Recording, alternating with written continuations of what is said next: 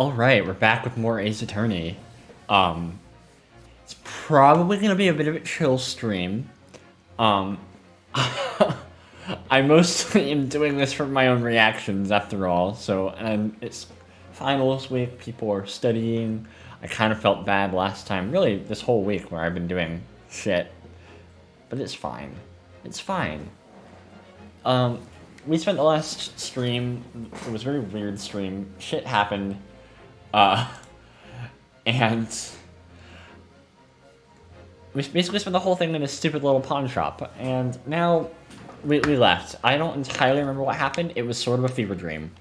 But, we're just gonna continue. Yeah. We're on Baker Street.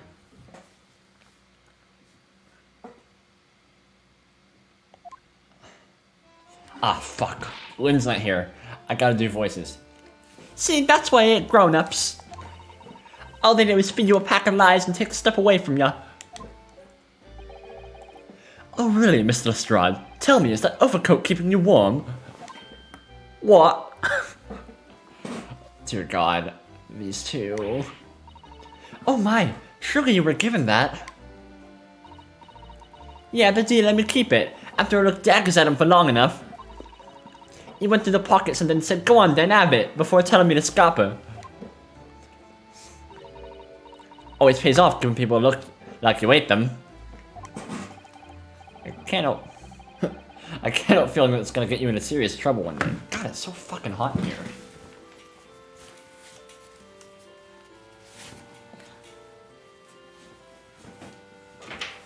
It is only March. It should not be that bad.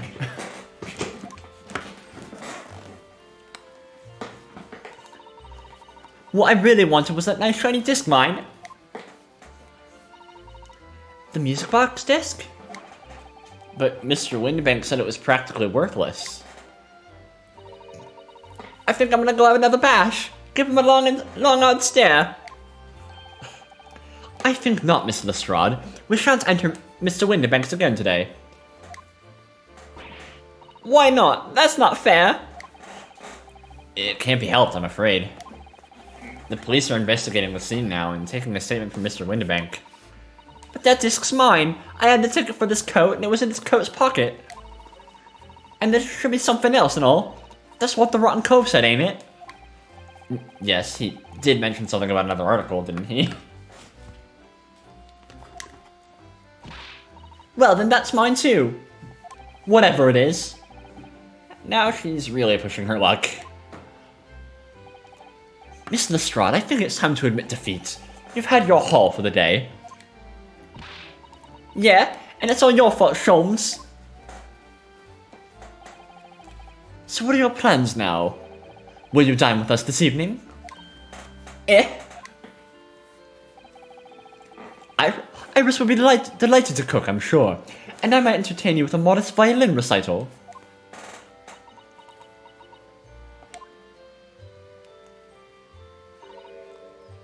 Nota!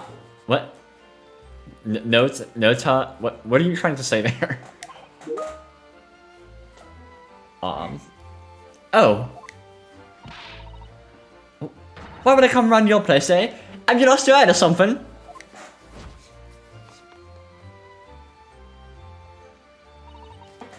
Oh dear, she's gone. Having reviled on me quite unnecessarily, I might add. I can't help wondering if perhaps she might turn up anyway. Interesting. Once she's had a chance to calm down, I think there's a good chance she'll decide to come.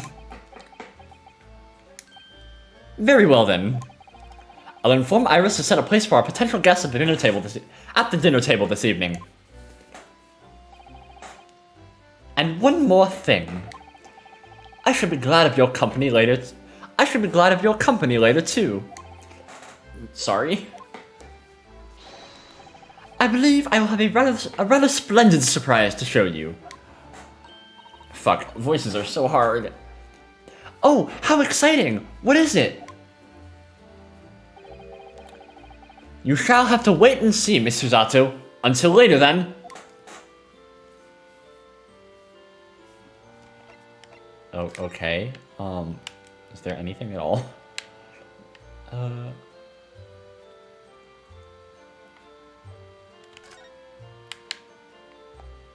Guess not. Alright.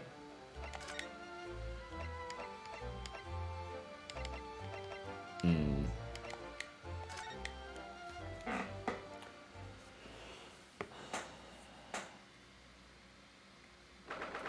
15th of April, 3:46 p.m. Sholmes' suite. Ah, Susie and Bruno, come in, come in. Good afternoon, Iris. Thank you so much for breakfast this morning. Oh, don't mention it. Goodness, look at the time already. Busy as always? I am. I'm preparing everything for dinner this evening. What is going on here? I mean, I know this game is slow-paced, but like, holy shit. This is like, it's crawling like a snail. Like, nothing is happening. Already? You're obviously cooking something special, are you? Oh yes! After all, we have a special guest joining us. Guess who it is? Go on, you'll never guess. Look at those little eyes of hers shining. Oh dear, it is awkward when you already know the answer, isn't it? It's Ginny! Isn't that exciting? Oh, what a surprise! Yes, that's wonderful news! Wow, Iris seems overjoyed at the idea. I can't wait to learn some pickpocketing tips from a real professional. Oh yes, that does sound like fun. I'm not sure that's entirely appropriate. Are you, Mr. Naruhodo? By the way, Iris, what's Mr. Sholmes up to? Harley? Oh, he's been like that ever since he got back. Hello, Mr. Sholmes? I beg that you won't speak to me. Sorry? I don't know who you are, but kindly take your leave. As you can see, I'm not here. I don't know how to respond to that. I do apologize. When he gets like this, he's completely oblivious to everything. Yes, I see. Really, he behaves just like a child sometimes. Really does. Mr. Sholmes and Iris have something of a parent and child relationship, don't they? Yes, except that Iris is clearly the parent here. Come to think of it, I wonder where her real parents are. What's the matter, Bruno? You have ever such a funny look on your face. Oh, no, it's nothing. I know what it is. Why does this girl live here with Mr. Sholmes, you're wondering? Am I right? How did you... Oh, Bruno, I can read you like a book. Ugh, this girl is dangerous. Don't worry, you can ask me anything. I won't mind. Oh god, okay. I already examined everything in here earlier. Is there anything else new at all? Other than you?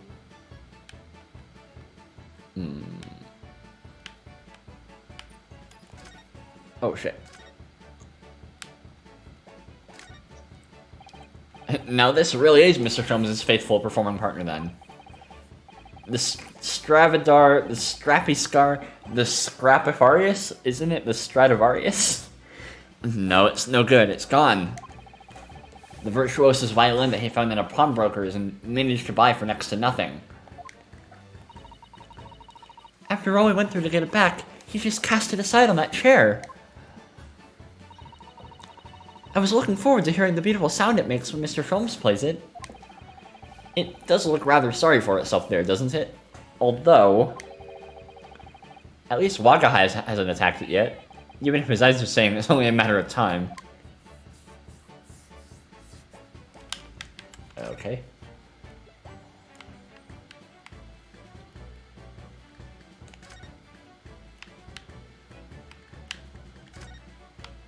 Is there anything else in here at all?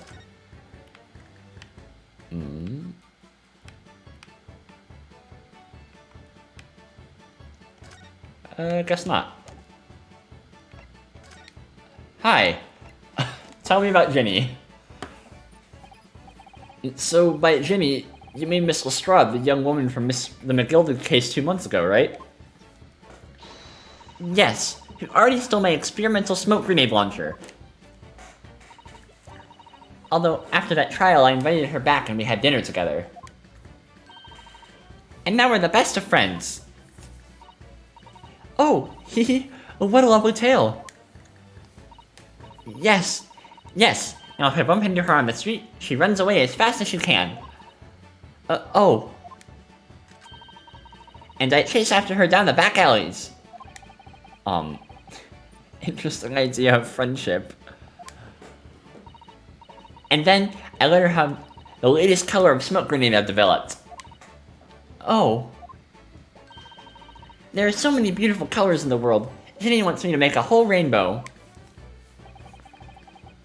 I suppose this means you've let Miss Lestrade keep the smoke grenade launcher, have you? Yes, that's right.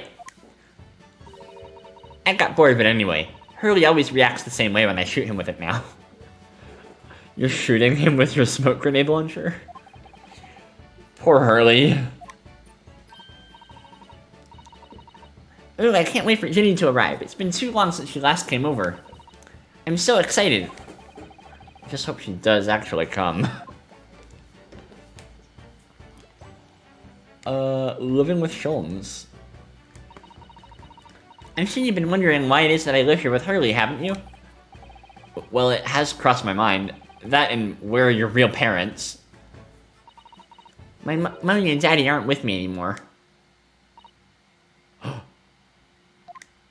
Didn't we know this already? Did we not? God, it's been too long. I don't remember any of the details of this game. Mommy passed away when I was born. And at around the same time, my father... Well, he had to go to a faraway land because of one of the cases he and Hurley were working on. Oh. Wait a minute. Did you say he and Hurley? Yes. Daddy and Hurley were always solving mysterious cases together. Right, because he's the Watson of this game, and then he died because he was the victim of the first case in this game. I remember that much. She didn't mention that before. He wrote them all up in his diaries. That's what's in the metal chest over there. Really? He recorded them all? So, you mean it's true? Mr. Sholmes?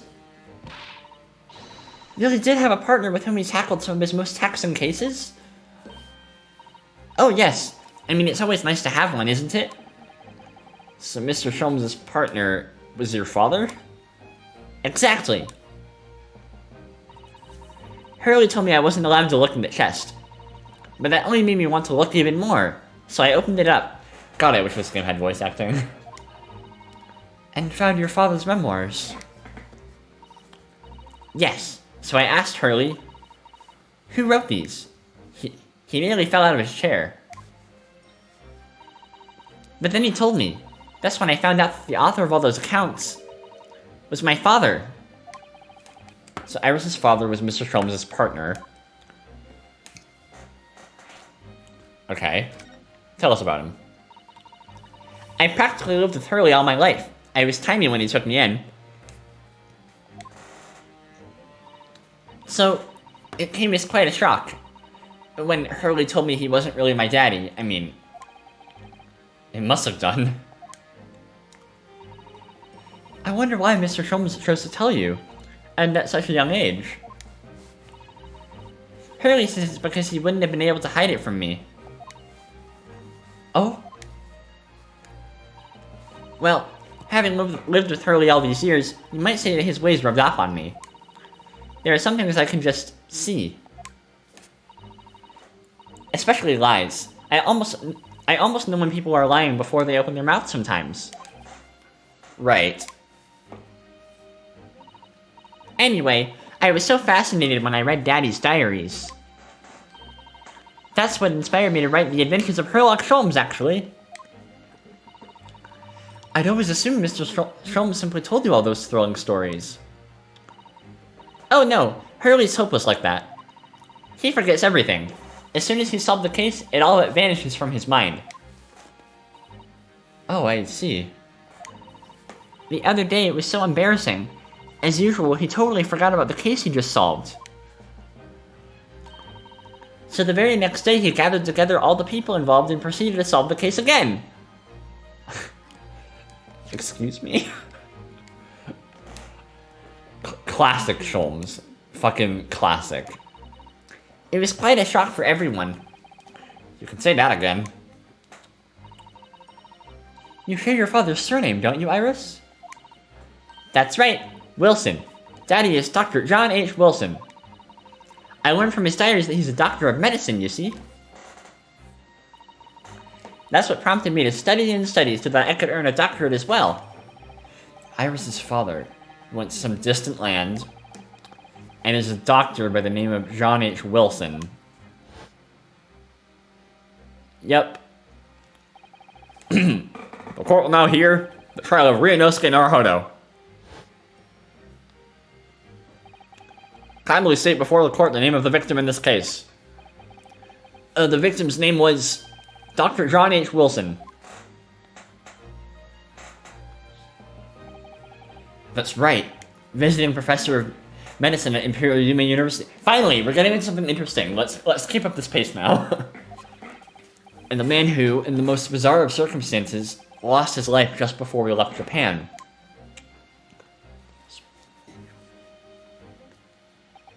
Mrs. Otto, yes.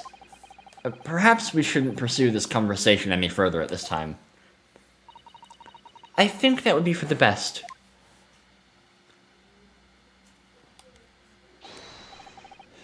Ah, my dear fellows, how good to see you. My Shoma's voice is gonna be different every time. I can't.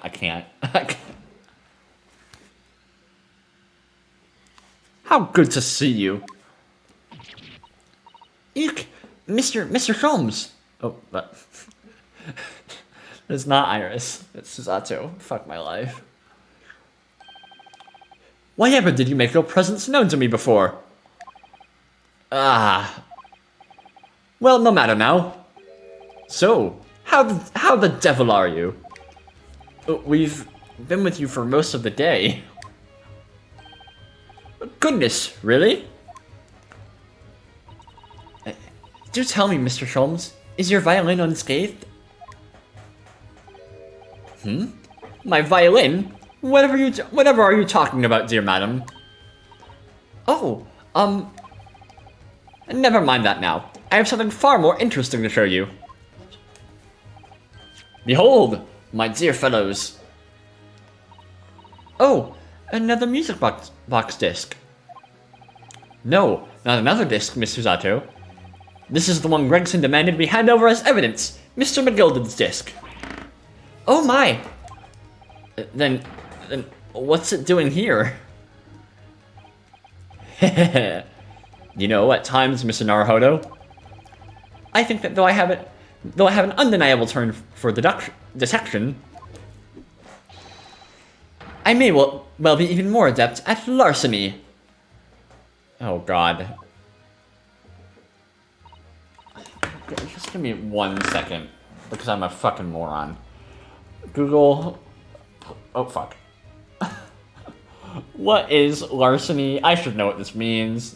Theft of personal property. I knew that. I fucking knew that. Oh god. Oh, that would be wonderfully exciting. I'll be your pickpocketing assistant. Oh. Here. And Bruno could be our go-to lawyer if we ever got caught. Right. Plus, Susie has such beautiful handwriting. She could write all our medicine crime notifications. Yes, I'd be delighted. I'm just gonna pretend this conversation never happened, I think. Just pretend it's all hypothetical. Don't worry about it.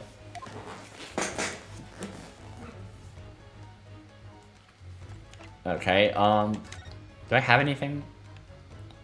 Hey, look at my armband. I must stop you there, Mr. Naruhodo. Unofficial I may be, but I am nevertheless a professional. I couldn't examine such a humdrum item. Do not insult Kazuma's armband. I don't want to hear it. For anything less than £5. I'll pay you. Oh, no, I didn't really want you to examine it. I just wanted to ask if... My dear fellow, as a professional consulting detective, I couldn't possibly venture an opinion. For anything less than £5. Are you perhaps hoping to purchase a new telescope in the near future, Mr. Sholmes? Indeed I am. As you know, it has long been an ambition of mine to discover a new star and name it for myself. Because your earthly stardom isn't enough. Well, that was really enlightening. I'm so glad I did that. Tell me about the music box disc. I don't understand. How did that disc come to be in your possession? I thought Inspector Gregson took it back to Scotland Yard. Quite correct. And that sort of uncompromising attitude is precisely why I always carry some of this. That's a bar of caramel, Mr. Sholmes. Your one and only friend in times of loneliness, if I'm not mistaken. If you will humor me, my dear fellows, cast your minds back to when the good detective confiscated the disc.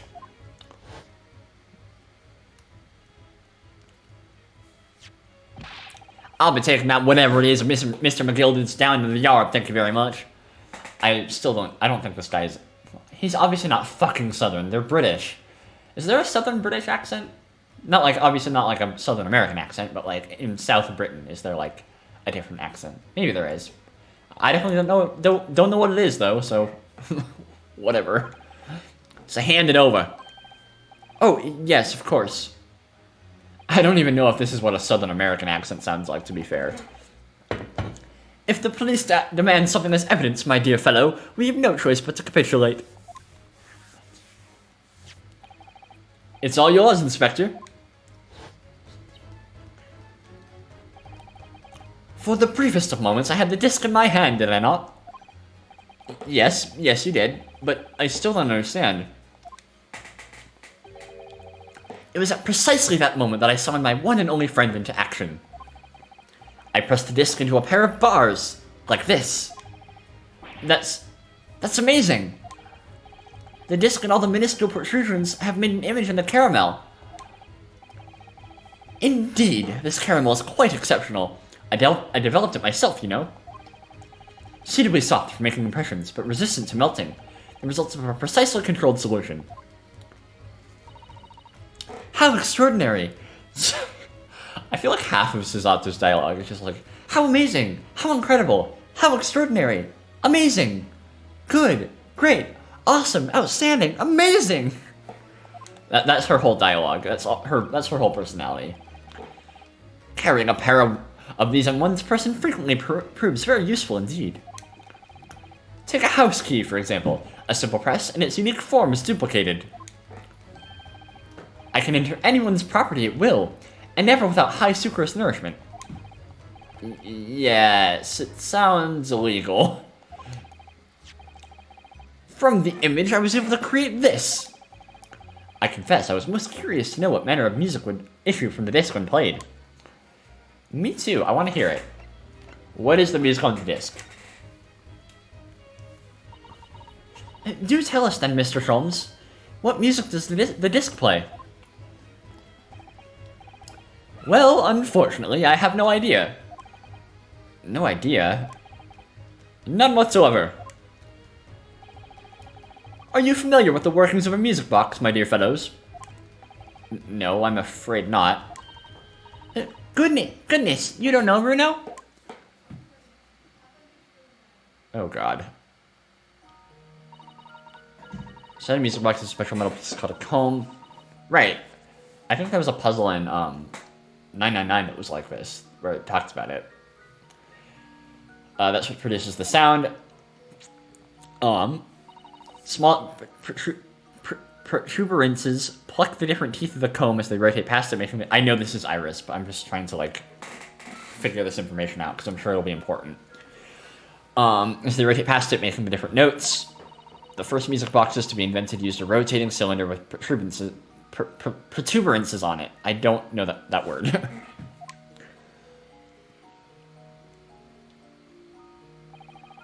But over time, a new type of player was produced, which used discs such as these.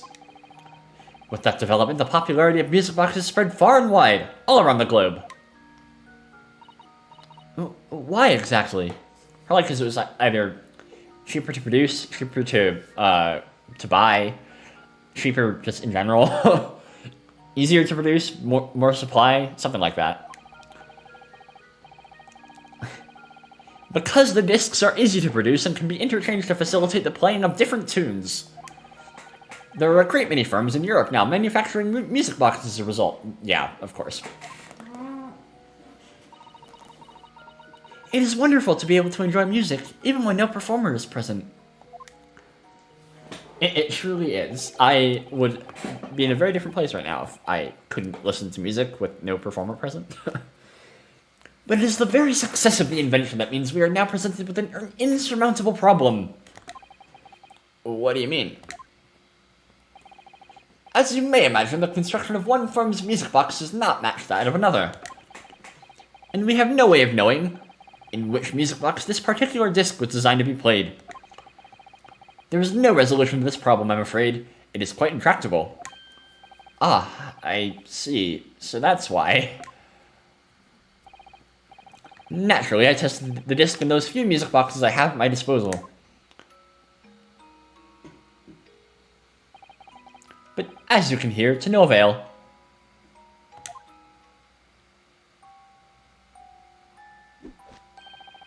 The results were equally unsatisfactory in this one. So, I am presently engaged in acquiring an example of all the music boxes ever made in Europe. Jesus Christ! And how exactly are you planning to do that, Sholmes? I really, really want to know. Every single one? That's Hurley for you, always taking things too far. But my dear girl, an unsolved riddle is quite repugnant to my constitution. But surely all the different types in Europe will amount to a huge volume of music boxes, won't it? Yeah, you'll just have a whole room. Not even that, your whole house will just have music boxes fucking everywhere. Yes, that is certainly true. And the worst case, I shall just have to ask you to vacate the attic room. I mean, that's fine with me. I don't like living with you anyway, Sholmes. What? That was very enlightening, thank you. Magnus McGilded, tell me all about him. Magnus McGilded. Not a name I expected to hear again so soon.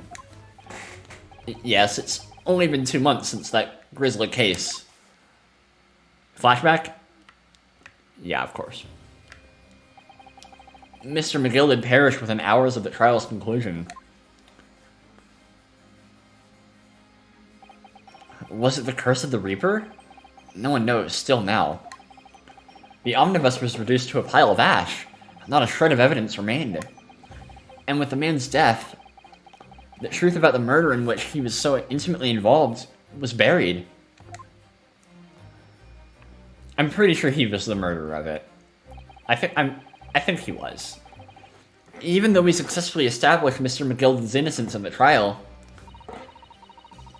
the newspapers are still claiming that it remains an unsolved case.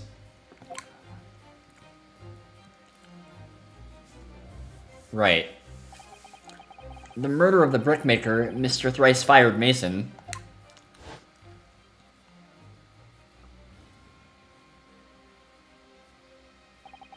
In the end, the truth of the matter remains a mystery. We still have no idea what really happened that night.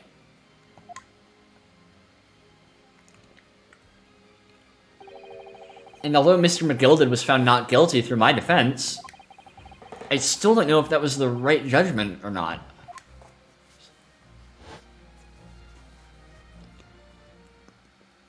It would appear the case is not yet closed. Oh my god, are we gonna keep solving it in this chapter? I really want to see more of it. I'm so curious. Well, it's time I started getting things ready for dinner, I think. Ginny will be here before long. Thank you, Iris.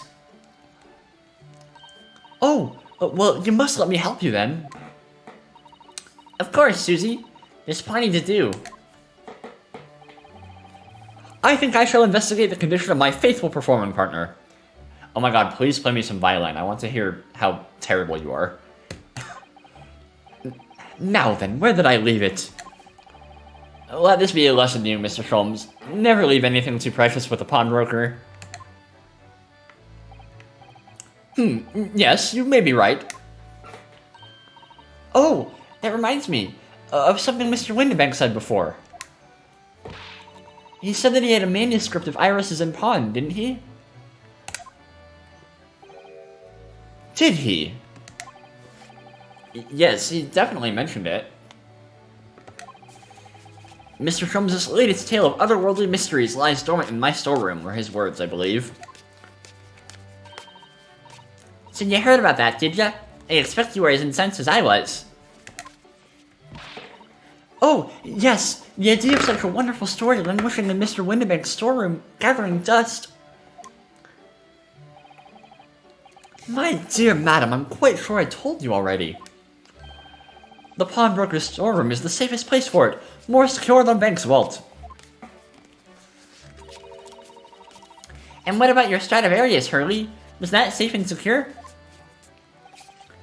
Well, there may be the occasional mix-up. Caused by a certain impetuous someone not too far from me right now. Do you have any idea how long it took me to write that Baskerville story, Hurley? Oh, it sounds so exciting! The Hound of the Baskervilles. I should love to read it.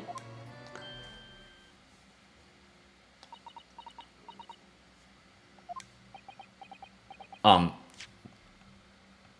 on.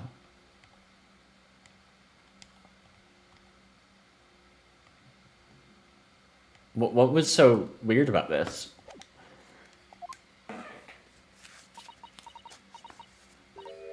Ah! What's going on here? I'm glad Rinosuke is on the same page as me. I have no idea. Why does it feel like an icy chill just swept through the room? Susie, what did you just say? You said The Hound of the Baskervilles. But how could you know the full title? Well, that's because Miss Suzato is such a great fan of all the stories about Mr. Sholmes, of course.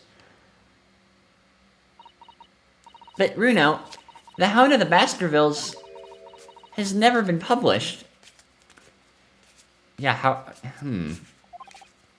What? When I showed Hurley the manuscript, he told me that I wasn't allowed to publish it yet. I don't understand. That's why he said that he'd keep it safe. And how the fuck do you know that, Suzato? Was it just a lucky guess? Of course it wasn't. That'd be stupid. Until it's the right time for the story to be made public, you see. So that's why the manuscript is at Windibank's. And yet, how could Susie here know its title? Well, Hurley, what's going on?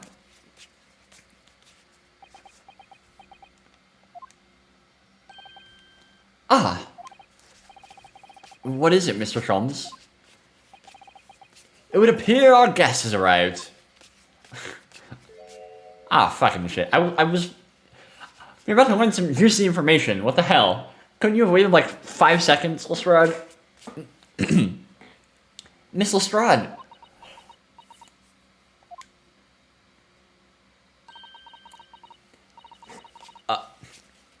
This was a bad idea. I knew I weren't welcome.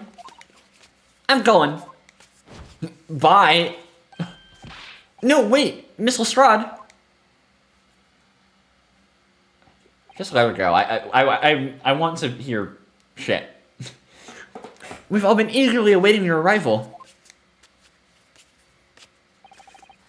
Haven't we, Iris?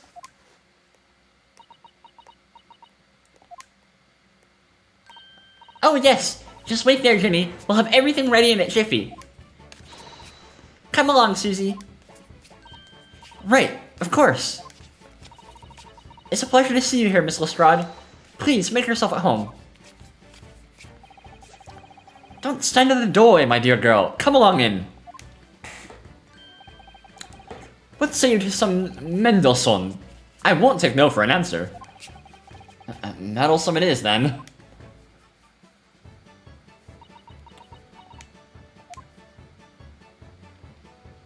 Oh my god, the cat. It's Wagahai.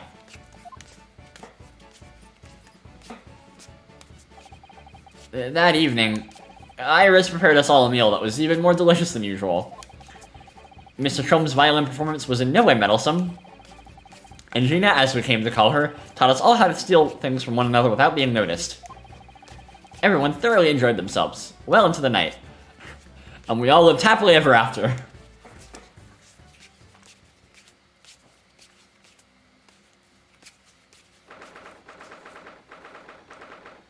This is such a weird introduction to a chapter. It feels so, like, lackadaisical compared to the other chapters.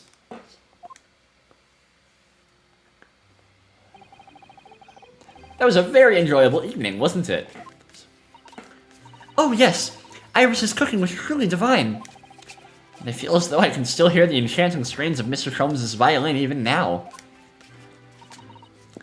Best of all, I bet I could steal the glasses from his lordship's face next time we're in court.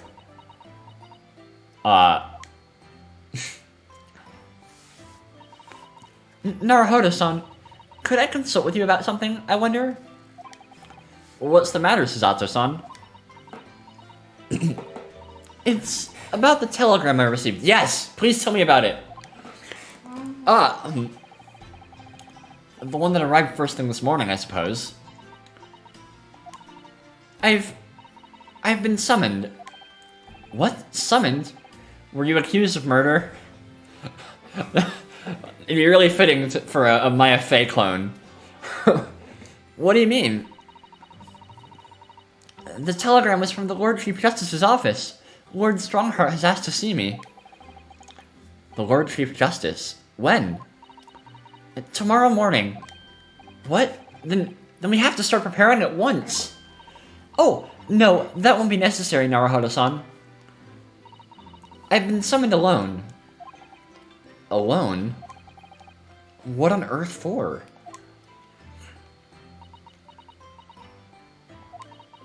I have no idea. I suppose I shall find out tomorrow. What's all this about? Whatever it is, it's making me feel very uneasy.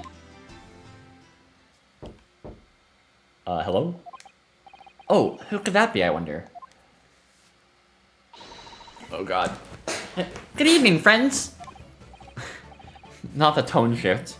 Iris, hello again.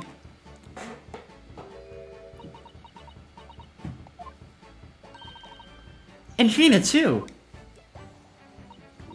Yes, Ginny's gonna stay with us tonight. She's gonna sleep in with me. Isn't that right, Ginny? Well, yeah.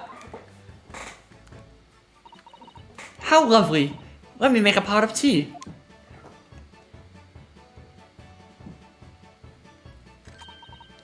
You know, I've learned so much today. Oh, what in particular? All those things Jenny showed us. Wasn't it wonderful? You mean all those pickpocketing techniques? We had fun trying them out on each other, didn't we? I think I've awakened a natural talent. I could earn a living from it. You might be getting ahead of yourself a little there. So, what brings you up to our humble quarters at this late hour? What time is it? I didn't even pay attention.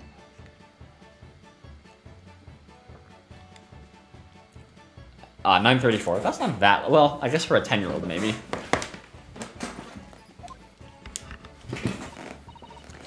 Well, you see...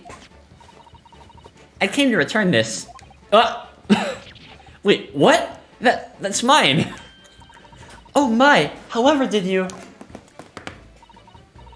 I told you, didn't I? I have a natural talent for it. That's unsettling. Oh, yes, I'd forgotten. Iris literally is a child genius. So anyway, here, you can have it back. Not that I really understand why you wear it, though. Because it's the memento of my dead, possibly not actually dead boyfriend, obviously. Thank you. I see two people are here in the chat. Hello. Not in the chat. Viewing. Please don't spoil anything. I beg of you.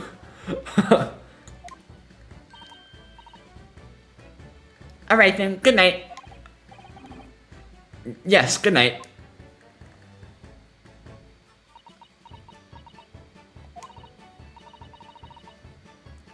So this is your office, is it?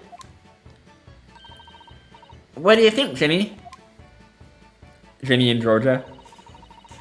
I think I wouldn't fancy me chances with a loyal what lives in a place like this. Yes, me too.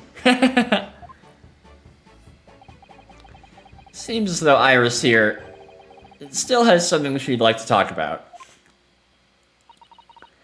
I suppose she probably wants to talk about the manuscript. Yes, I suppose she probably does. Okay, first, I can't go any time without examining everything. Rena, what are you doing? Oh, you're gonna chastise me. Look, I'm not gonna steal nothing, alright? It's all junk anyway. Charming. I suppose I could engage our guests in conversation, really.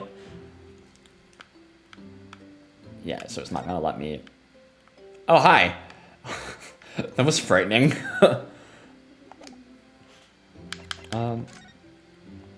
Okay. Tell me about the manuscript. Iris, I suppose you're hoping to talk about the manuscript, aren't you? Aren't you gonna tell me? I'm so sorry. I need a little more time, please. No! I need to know what's going on here. Give me all of the tea. Spill it everywhere, all over my skinny legs.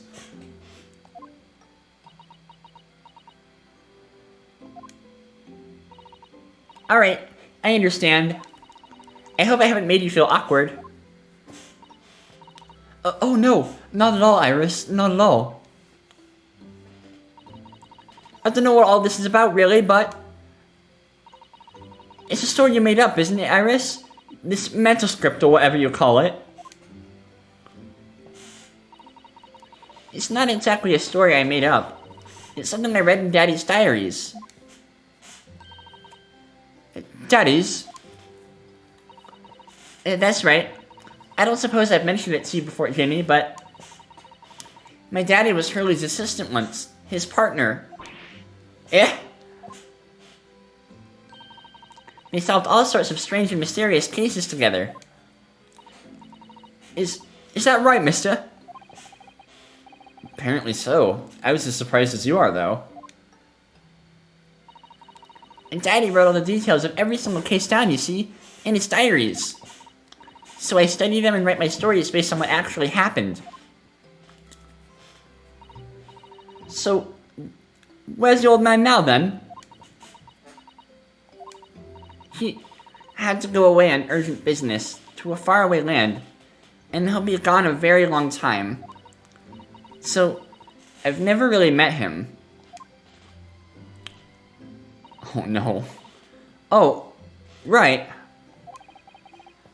Come to think of it, I don't know anything about Gina's parents either. Perhaps we should ask her. Why do I have a feeling this is a bad course of thought? Hound of the Baskervilles. Iris, this Hound of the Baskervilles story. I take it that it's another tale inspired by your father's accounts? That's right. I thought it was fascinating. But it's different somehow. From the other cases, I mean. Oh? How? I don't really know, but it must be special in some way. Because after I'd written it and I'd showed the manuscript to Hurley, he turned as white as a sheet. It was the first time I've ever seen him like that. Oh. It pains me to have to say this after you've toiled over it for so long, Iris. But this story must not be published at this time, under any circumstances. But why not? It's one of my best works. I'm not at liberty to say, not now, so please do not ask me.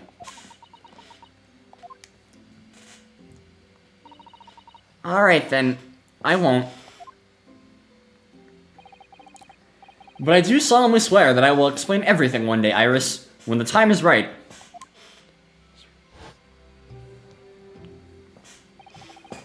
And that's how the manuscript came to be with Mr. Windbank, isn't it? Yes. Hurley said that it had to be somewhere very safe. You really gets my goat, that does. It's treating you like a child. Is a child. It's mean, that's what it is. Keeping secrets like that. I'm sure Mr. Sholmes isn't trying to be mean. Eh? If he said he wasn't at liberty to talk about it, I'm sure there must have been a very good reason. I think so too. You're not too trusted for your own good. But he can't pull the wool over my eyes. Shrums is lying to Iris. I bet my life on it. I bet my life on it. What? I don't know about that. Hurley's lying to me? I don't know. Okay, what do you have to say about all this, Gina?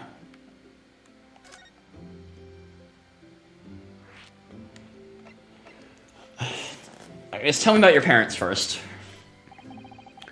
I realize I don't know anything about your parents, Gina. I ain't got any, have I? Never did have. Oh. Look, the East End's full of orphans like me. No one wants nothing to do with us from the minute we're born, not even our mums.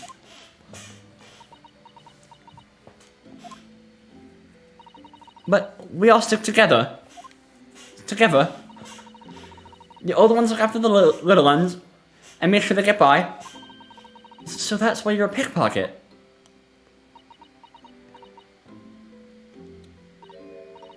Nah, that was my life. I love it. I get a kick out of it every time I lift some pompous idiot's purse. And that's how we all afford to eat. I'm like Robin Hood, ain't I? That's how I see it. Oh, Trina. Do think about it sometimes. What it'd be like to have parents, I mean. Always thought it'd make everything right. But having listened to what Iris just said, sounds like having parents ain't always easy either.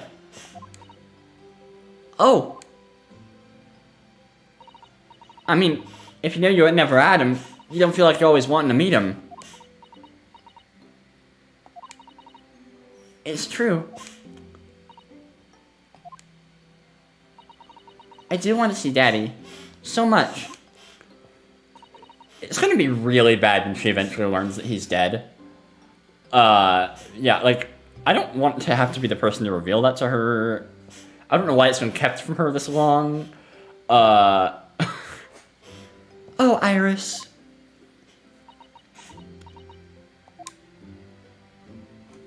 Alright, tell me what Shrums is a lie that I don't know if he's actually lying about. Trina, what do you mean when you said that you know Shrums is lying to Iris? Well, he reckons he pops that mental script or whatever, right? But come on, it's obviously a load of rubbish. Oh my, why would you think that, Gina? It's simple. If that story really was an old Winterbank storeroom, there's no way someone from halfway around the world, in other words, you, could know about it. Ah. What if she's involved somehow? Sorry, Iris, but if you ask me, he sold it. Without telling you. But Hurley would never do something like that. I'm sure of it. Ha! Grown-ups do a lot worse than that. Believe me. Barefaced liars, the lot of them. You just ain't realized it yet.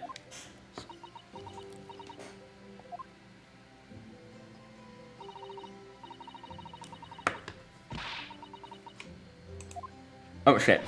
Fuck.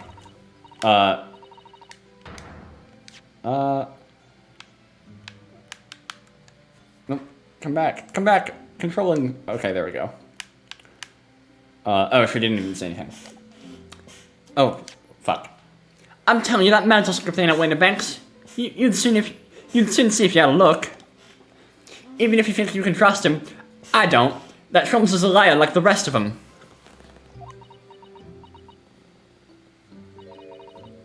If I'm honest, I have wondered if Hurley's telling me the truth sometimes. See? Oh, but I don't mean that I think he sold it. I mean that I sometimes wonder if he might have hidden my manuscript somewhere. Somewhere I don't know. Even though it's wrong of me to doubt him. Don't be too hard on yourself, Iris.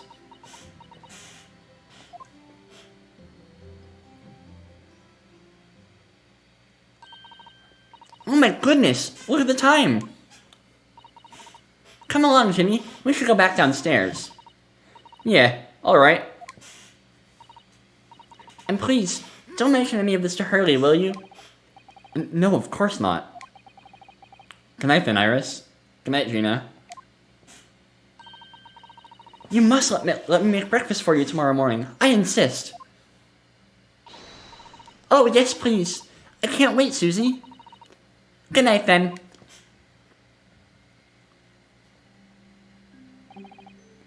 Iris. Sure is easy to forget, isn't it? Sometimes she speaks just like an adult. But deep down, she's still just a child. Well, I think it's time that I turned in for the night too, Naruhodo-san.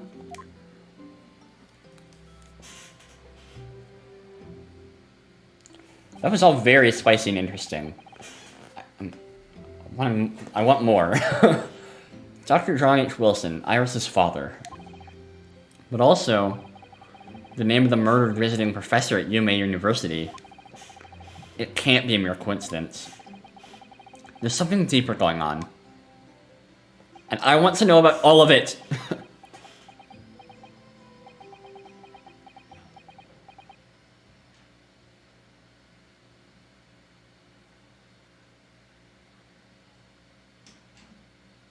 Mr. Naruhodo.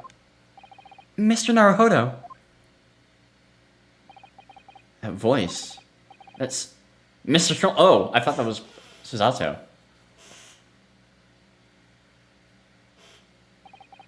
What's going on? It's the middle of the night. Oh shit. It's Miss Lestrade. She's gone. Oh god. How do I even do a serious Sholmes voice? It's Miss Lestrade. She's gone. Gina? She was supposed to be sleeping in Iris' room, but her bed is empty. Well, she's an independent young woman. She probably decided to go home, no? Doesn't she not really have a home? I think not. From speaking to her before she retired, I received the distinct impression that she was looking forward to breakfasting with Miss Susato. No, I don't believe the girl has gone home, but I've been waiting for over an hour now. Over an hour? Oh. If you'll indulge me, look out of the window, my dear fellow. What's this about? Uh-oh.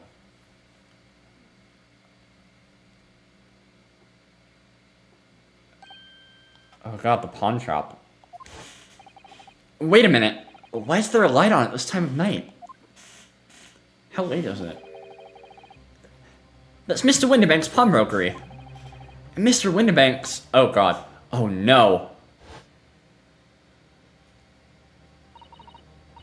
It's simple. That store really was in old Windibank's storeroom.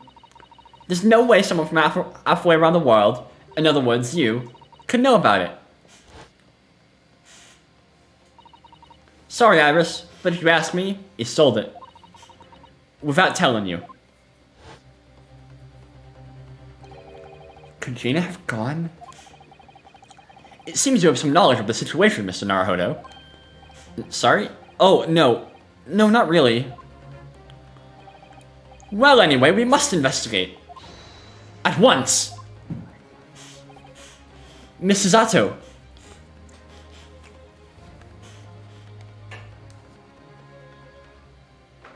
What time is it?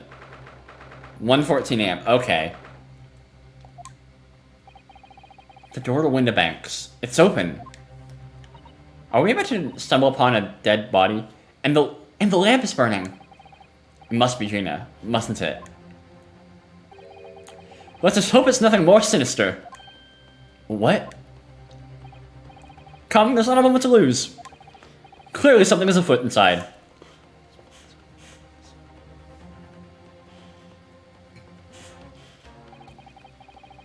There's no one here. Oh, yes. There is.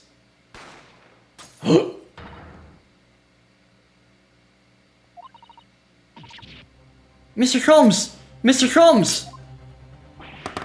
What the? Has Sholmes been shot? Leave me, Mr. Naruhodo! But... After them! Go! Right. What the fuck is happening? Blast! I've lost them. Hello, what do we have here? Oh shit. The alarm was just raised from this pawnbroker, sir. Will you know something about that? Officer, come with me. It's my friend, Mr. Sholmes. He's been shot. Shot?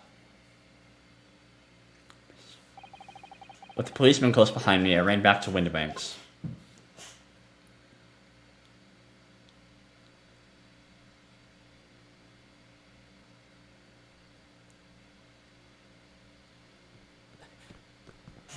Oh shit, anime. Mr. Sholmes! Mr. Naruhodo. How bad is it? Never mind me, but there's much at stake. Behind that door. In the storeroom. Hurry!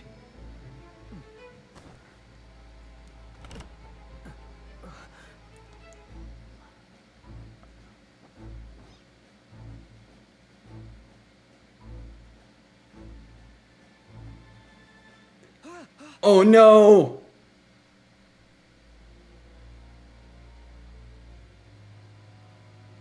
It's Gina! Oh shit. The body has been discovered. Oh god. So much just happened. Holy shit. Okay, yes. Save, please. Oh my god, hi Lynn. How much of this have you seen? How long have you been here?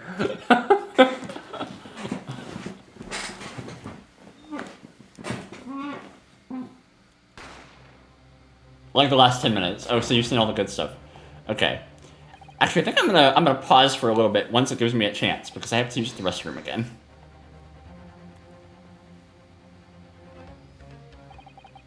Behind that door in the storeroom.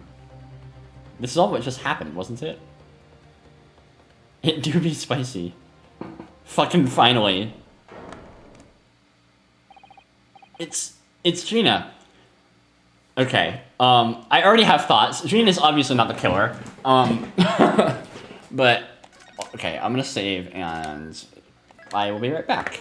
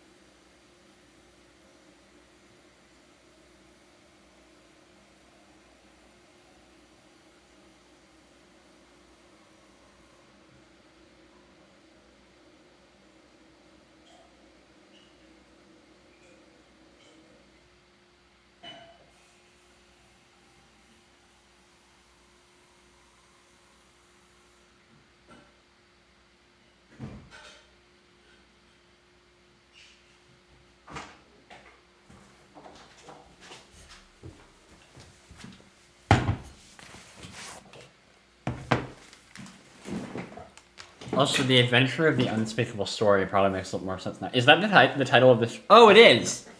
I am always paying attention, obviously. Alright. It's Gina. Also, have fun listening to all of my, horrid voices.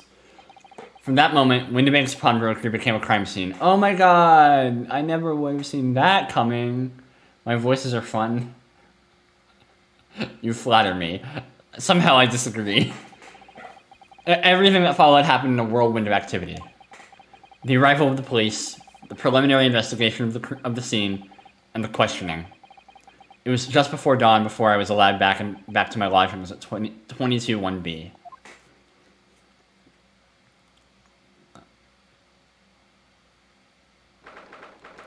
April, 6:21 a.m. Oh my god. Naruhodo's legal consultancy. Oh, Iris! A telegram came, but it said all it said was, wait at home. Oh, yes. We asked one of the policemen to have it sent.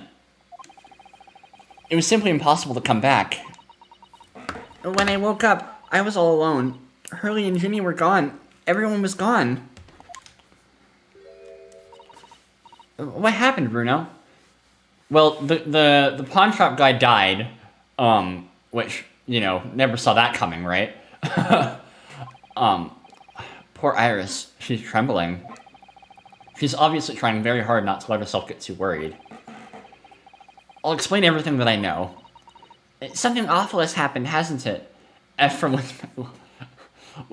that guy had so many fucking death flags all over him. Like, it was so, yeah, it was obvious.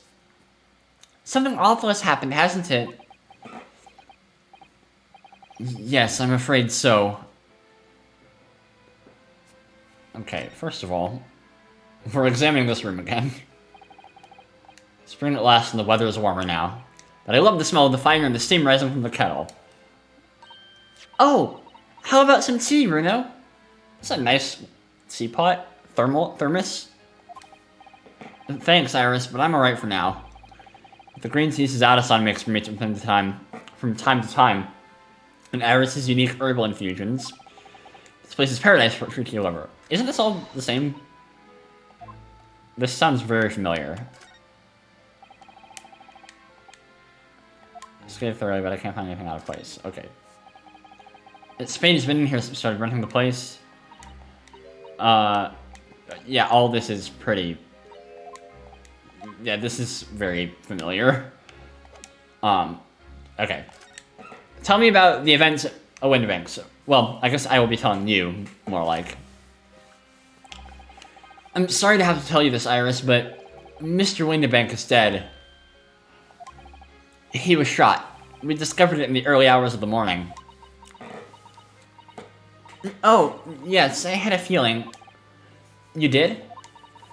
Well, I saw all those police carriages pulling up outside his shop, so I knew something must have happened there. When we entered Windibanks in the small hours, we disturbed a gang of 2 thugs. They ran out onto the street, and I chased after them, but they got away. So it was one of them who shot Mr. Old Mr. Windibank, I suppose? I don't know, but it's not what the police believe at the moment. They think it's Gina. Even though it's obviously not Gina.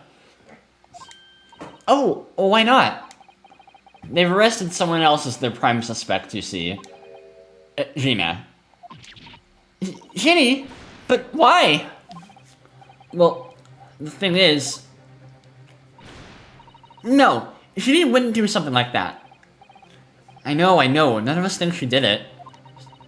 Then why did they arrested her? I'm sorry. There was nothing I could do.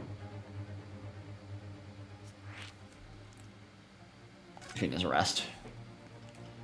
I don't understand why they arrested Ginny. It's not fair.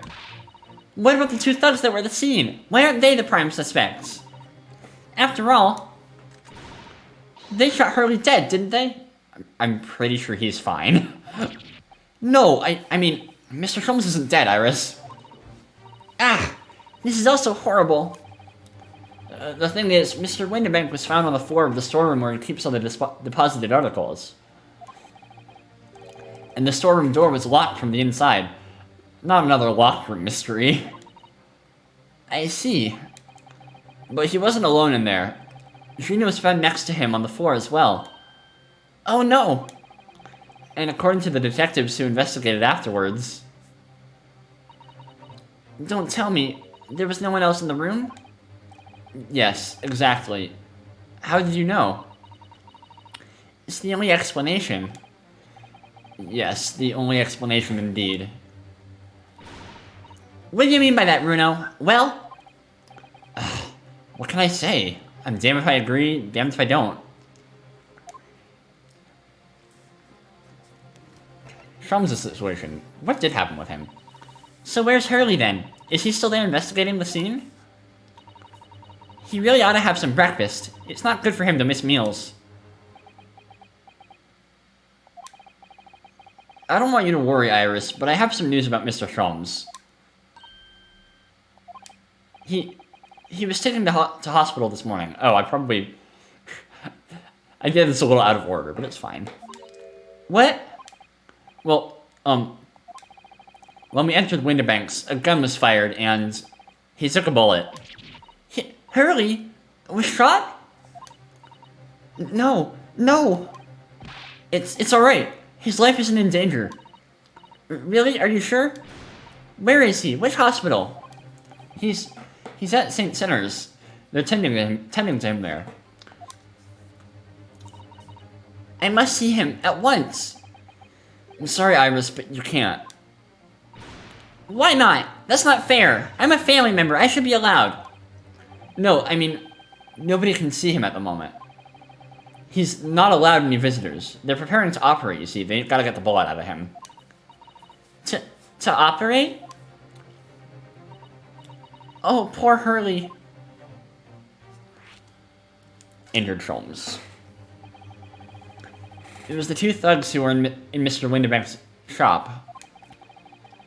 They shot Mr. Sholmes when we disturbed them, you see. It was pitch black inside the shop at the time. My mind went totally blank, I'm afraid. I just froze. After them! Go! After that, I ran out onto the street, but... well, they were long gone. I shouldn't have hesitated. I'm so sorry. It's my fault. I let them get away. I think it's a very good thing. Sorry? Well, if you'd seen which way they went and chased after them, you might have been shot as well, Bruno. On top of everything else, I couldn't bear that. Oh, Iris.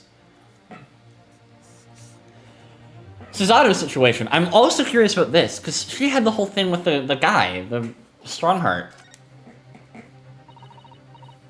Where's Susie, Bruno? She's still at the police station. Yeah, oh god. Oh, why? I expect she's still being questioned, but the police said they wouldn't be finished for a while. Why aren't you there then? Well, I didn't get a good look at the criminals anyway, so they weren't questioning me for long. And Mrs. Otto stayed behind at the scene to tend for Mr. Sholmes, so they didn't get started until later. Ah, I see. Besides, one of us had to come back to be with Iris. I'm glad Inspector Gregson agreed to me leaving early. You should have let me know, and I would have come to the station.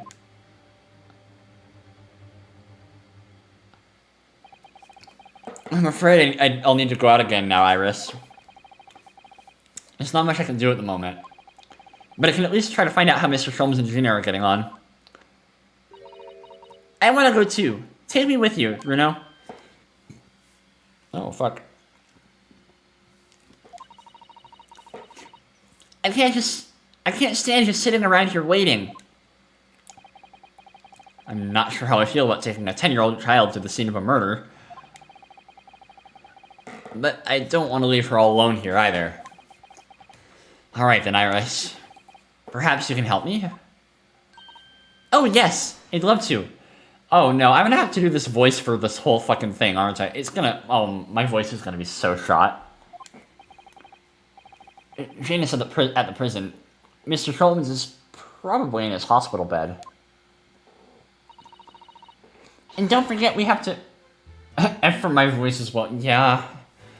And don't forget we have to visit the crime scene. We need to conduct a thorough investigation. Ah, I can see you're ready for action. I imagine Iris would appreciate going to the hospital sooner rather than later. Alright, well, let's go then, I guess. A new location has been added. Oh, fuck.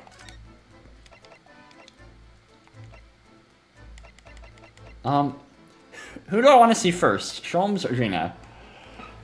Whose voice am I less scared to do? I guess we'll go with Sholmes.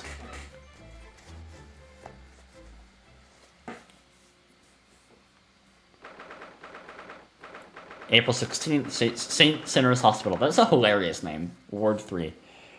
This is, not the nicest looking hospital I've ever seen. Hurley! Oh! He's not here! No. That's strange. The nurse definitely said he was in the bed by the window, didn't she? Oh! I know what's probably happened. Hurley was being a big baby, and the bullet wound wasn't that bad after all, so he's been sent home. I'm not so sure about that. Maybe or not. There's no question that it was a fairly serious injury that Mr. Sholmes suffered. Oh. Hello, what do we have here? Oh, it's the Bobby. This ward is off limits, no visiting. So what are you doing here, eh? This is a different voice than I gave him before. But it's fine. Well, I'll have you know, we're Hurley's next of kin. Eh? Oh, well, begging your pardon then, ma'am, sir. A little lady and a curious Eastern gentleman. The great mystery solver has a mysterious family, eh? If that's how you see us, sure. Where is he, Constable? Where's Hurley? I believe he is currently in the operating theater, ma'am.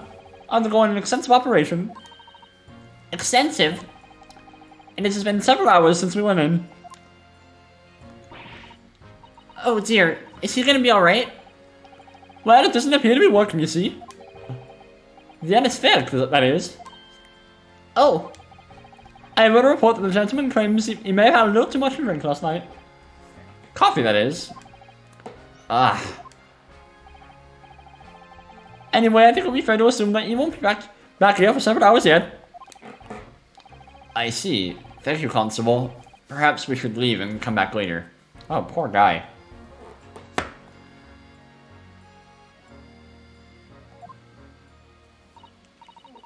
Oh, poor Hurley. Well, that was very insightful. What kind of stuff is in here?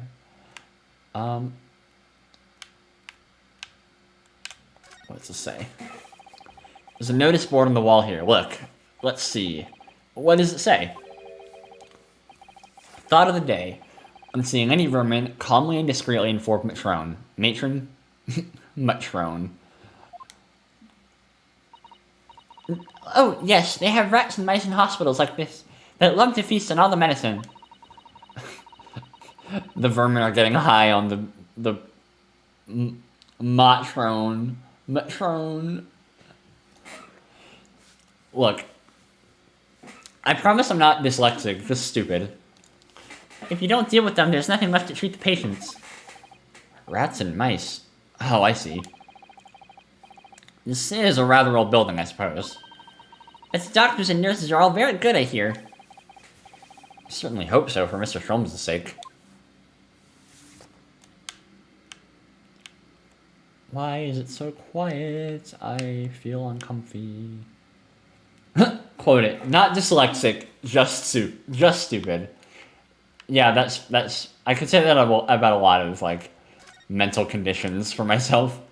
Oh, crutches. Interesting.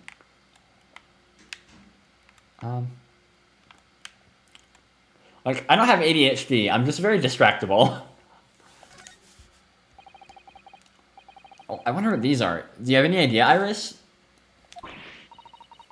Oh, haven't you ever seen crutches before? How the fuck have you... You know what? Never mind. I guess they're probably newer technology. Let me explain. They're for people with leg injuries to help them walk. You hold one under each arm, you see? Ah, right. I thought they were weapons of some sort. How... I mean, I guess they kind of look like them. Why would there be weapons in a hospital? I thought maybe a fighter had been injured in a battle contest and been brought here along with his weapons. Rinosuke, that's... That's surprisingly plausible. Not what I was about to say. Is there anything in here at all? At all? Anything? I guess not. Let's go to the prison then. Reno Strahd is being held pending trial. We need to do all we can to help her as quickly as possible. Yeah.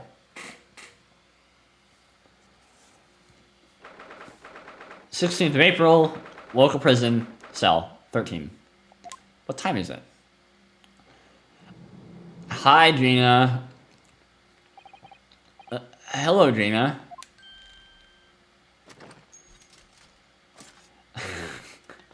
Why do you have that? Why are you allowed to have a weapon inside a prison cell?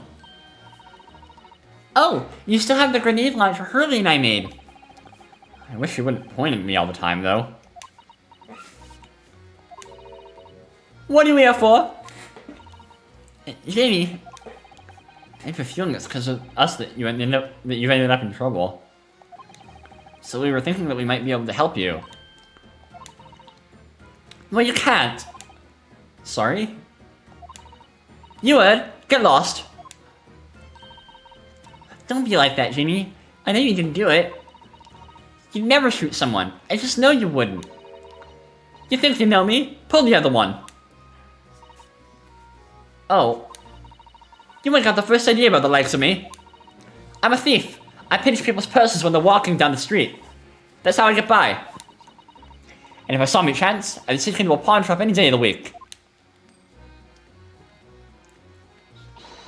Just see what I can lay my hands on. Get it? That's the kind of person I am. But Jamie, I'll be in court tomorrow, they say. Some cop came by before and said he'd be a lawyer for me or the like. Said it was my right or something.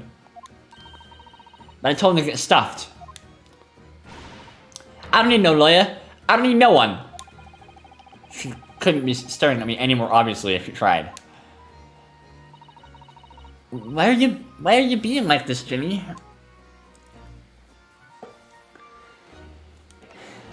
Do I have anything at all? Oh, fuck.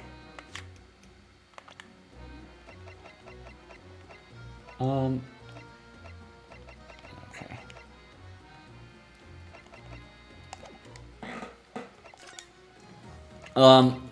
Legal representation. I don't understand, Gina. Why did you send the public defender away? They wanted me to sign some papers. Representation papers or something like that. It's all gonna be rigged anyway. The whole trial. They'll pin it on me because I'm a kid. It's what grown-ups always do. Well, why do you think that? Because that's how it's always been for me. Growing up in the back slums, my whole life. If you do what the grown-ups tell you, you'll get your mates dragged off by the coppers. Or worse. I've had it happen to me before and all. And sold out and nearly snapped on the back of it. You can't trust no one, that's the point. As soon as you do, you're gone to the grass. Dead. Gina, listen. If you like, in tomorrow's trial, I could... Forget it! Ginny! Don't you trust Bruno? Nah, I don't. I mean, but otherwise you're gonna be convicted of murder. I mean, I understand not trusting anybody, but you literally have nothing to lose. Look, I'll ask you nicely now. Just leave me alone. What happened? Will you tell us what happened, Gina? Last night, at the pawnbroker's. There's nothing to tell. I figured it'd pay me, so I broke into the place and started going through the storeroom. But the old bloke walked in on me, and you know the rest. But why, Ginny? Why would you do that? Ain't it obvious? The place is full of stuff I could sell for a shilling or two. Diving ain't easy, you know? It's a lot of work, and half the time you don't even get nothing. Is that really why you broke into the place? What? Are you sure that true reason wasn't something else? I'll give it a rest. What'd be the point anyway, eh?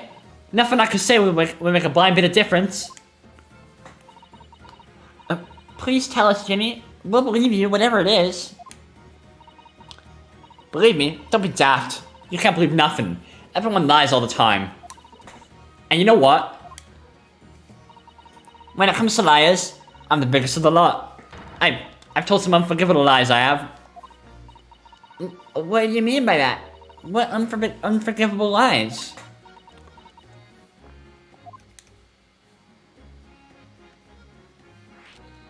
Unforgivable lies. What did you mean before, Gina, when you said that you were the biggest liar of the lot?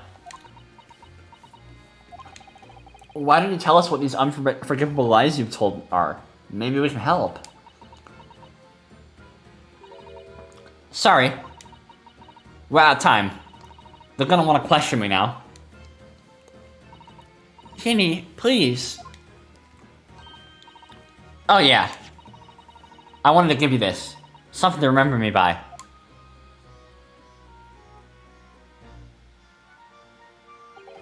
Huh. A photographic print of a really adorable cat with a snowman. This is obviously relevant. I don't know how, though.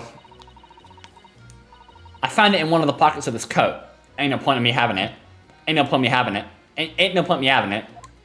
Fuck.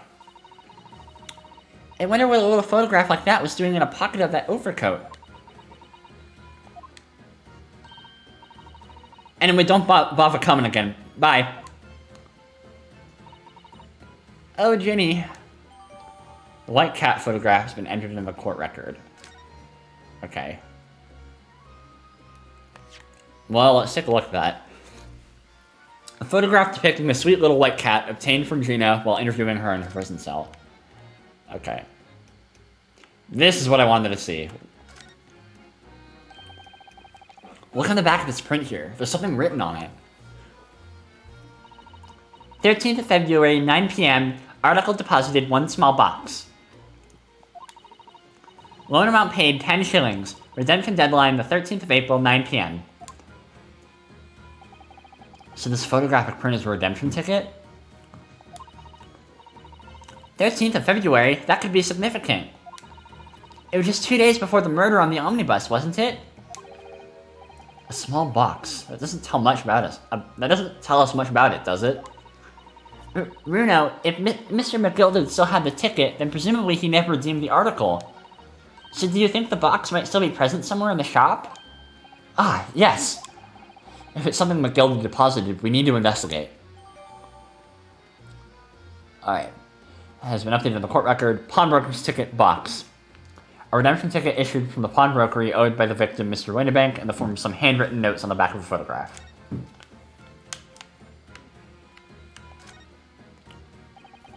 This is an adorable little cat. I think it looks a little like Wakahai. I was thinking the same thing, but I was wondering if it was just the art. I always thought the cats liked to curl up inside under the heated katatsu blanket when it snowed. Maybe British cats are different. Very interesting. I guess there's nothing else for me here.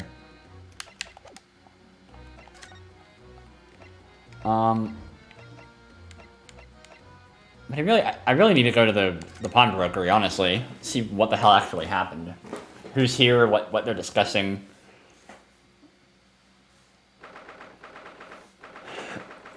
Winnebank's pawnbrokery.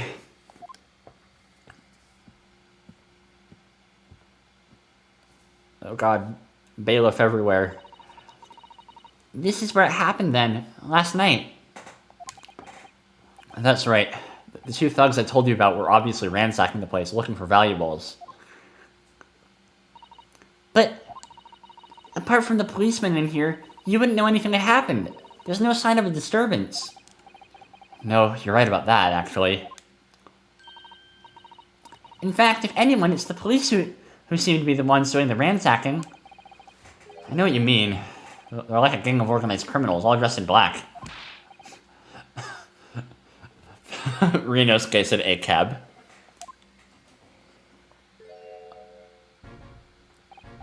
Oh, Inspector, good morning.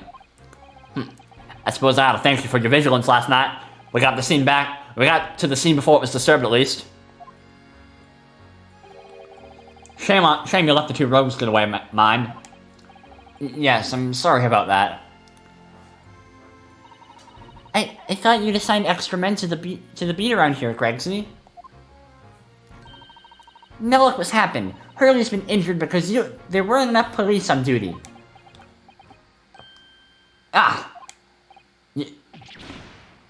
Your ladyship.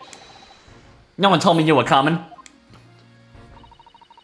I expect you to take full responsibility for what happened to Hurley and see he has the very best medical care.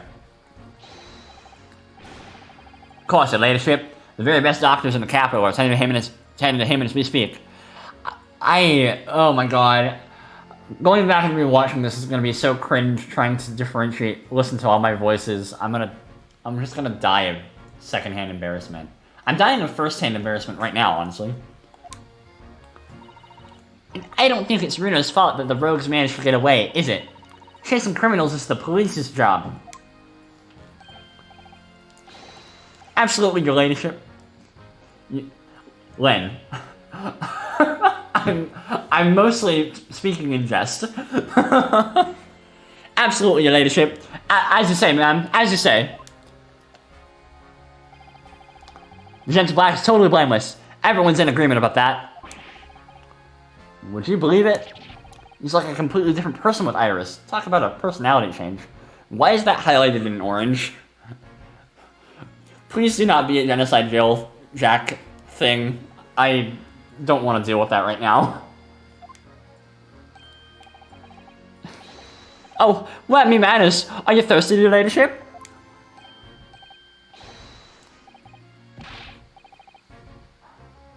What the fuck? Perhaps you'd like some juice? Some nice refreshing fruit juice? Oh, why? Are you thirsty, Gregsy? I have some of my special herbal tea with me if you'd like some.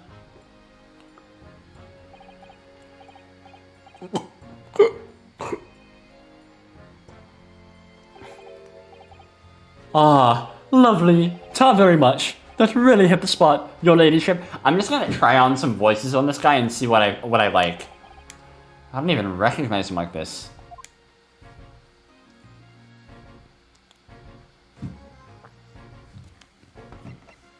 Can we examine things first?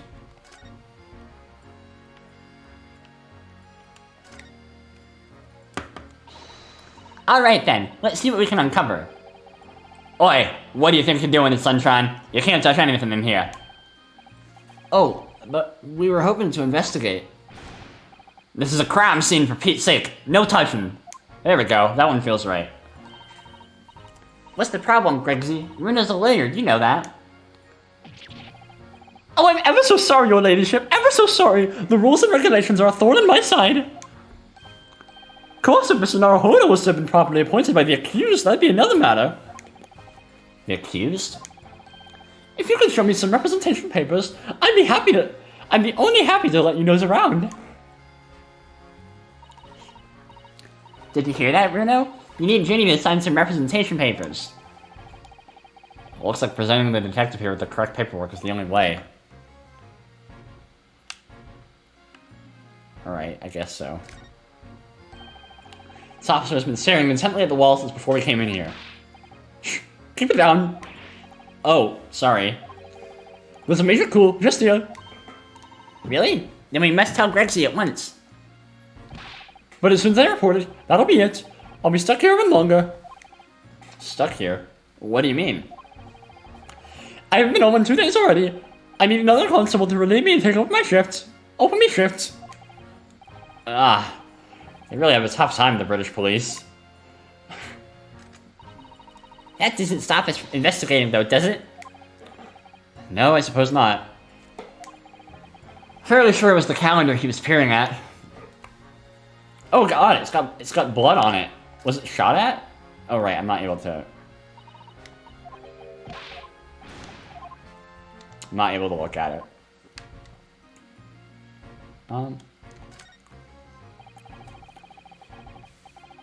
Police are scouring every inch of this place by the look of it.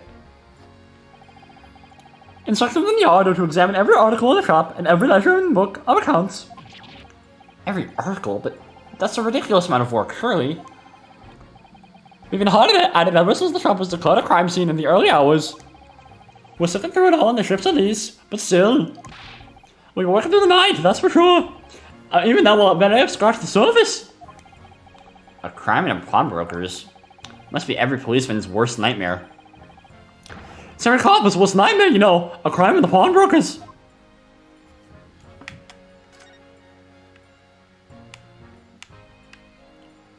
Lovely, that was very insightful. Tell me about the investigation. So, how's the investigation going, Inspector? Nothing to it, really. Very simple case, this. There's some very definitive evidence. We're just about to charge that diver we arrested last night, in fact. Gina, you're gonna charge her? That's right. Should be able to bring her before the judge or the bailey tomorrow.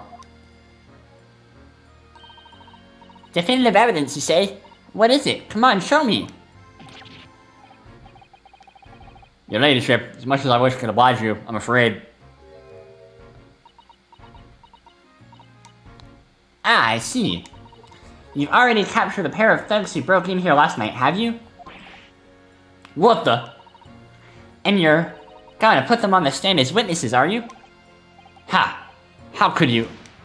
How could you possibly know that? I had a feeling, that's all. Remind me never to try and keep a secret from my arrest. So you've arrested the 2 men who shot Mr. Sholmes, have you? Well, yes. They were rounded up pretty quickly by the lads on the beat. And Miss Lestrade is being held at the prison? She should be. That's assuming she hasn't lifted the key from the jailer, of course. What about Mr. Sholmes? Can you tell us anything about Mr. Sholmes? What's his condition? Sorry, I'm not at liberty to divulge that information. Scotland Yard matters are strictly confidential. Confidential. Well, I know he's being operated on at St. Sinners. Why can't I see him? I'm family, you know. I'm terribly sorry, your ladyship. It's the hospital's policy, no visiting at all. Oh. Bullet must have hit an artery in his midriff. He's lost a fair bit of blood. Oh no. It didn't seem too bad in the first hour or so. But a hemorrhage like that is enough to make even the one and only Sholmes pipe down. Mr. Sholmes is a human like the rest of us, you know. Well, anyway, he's having emergency surgery right now. They gotta stop the bleeding. But he will be alright, won't he? They'll be able to make him better? Of course, your ladyship. He'll be right as rain before you know it. Really? How do you know? Eh? How do I know? Well, because, of course. Oh, yes, because Mr. Sholmes is such a great detective, that's why. We better pray the doctors have a better grasp of what's needed to make someone well again. Oh dear, please don't die, Hurley. I'll report to your ladyship the moment I hear he's out of the operating theater. Her ladyship. Tell me all about this. I couldn't help noticing, Inspector. What? Out with it, Sunshine. Well, there seems to be a marked difference between the way you talk to me and Iris. Watch the sauce, Sonny. I'm a copper, and we don't go in for favoritism. But he's right. You do treat us differently. It's because those adventures are Sherlock Holmes stories, so that's why. Oh. I crop up in them, don't I? Inspector Tobias Gregson. Oh, well yes, because you're an acquaintance of Hurley's. What did you write about the inspector, Iris? I don't remember, really. It's one of Sholmes' lines. Gregson is the smartest of the Scotland Yarders, is how he put it. Oh, did I write that? And you know what that one line did for me, eh? The very next month, my pay doubled. Doubled, I tell you. Oh, that's amazing. All because everyone at the yard reads them. They all read the Sherlock Holmes stories. They've even set up a fan club for me. Of course, that explains everything. It was around that time that you became such a toady to me. Can you blame me? All it'd take is one bad word from you and Holmes can change his tune about me.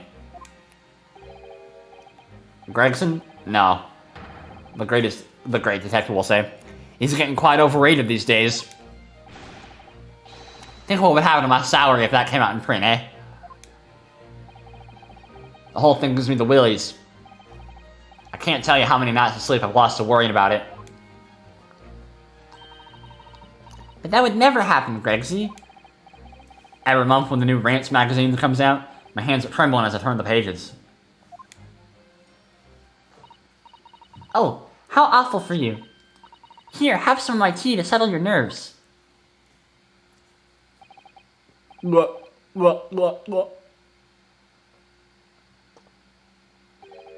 Ah. Lovely. Time very much. That really hit the spot, your ladyship. Teetotal. Ah, yeah. That's something I was supposed to talk to you about, actually, Mr. Naruhodo. Yes? What is it? I got an important message for you. I clean forgot about it until now. An important message? I wonder what it could be.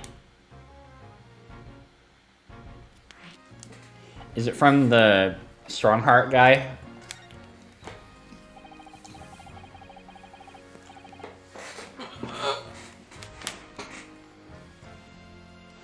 Oh shit. Oh, had to stretch a little bit. Are you gonna tell me what this important message is then, Inspector? Yeah, it's about that young lady who's normally by your side. Your assistant. Oh, Susato. Dear Susie, is she alright? She's at the station, isn't she? Being questioned, I believe. Oh, shit. Oh, that was the wrong person. She's at the station, isn't she? Isn't she? Being questioned, I believe. Nope, not anymore. She had to head off. Head off? Where? Towards Strongheart's office, of course. He summoned her. Ah, yes, of course. I'd forgotten about that. One of the whipstocks took her there in a yard carriage after we finished questioning her. She asked us to tell you that she didn't have the fare for the return journey and had to go and meet her there. She's got a nerve, using Scotland Yard as a bloomin' messaging service. I see.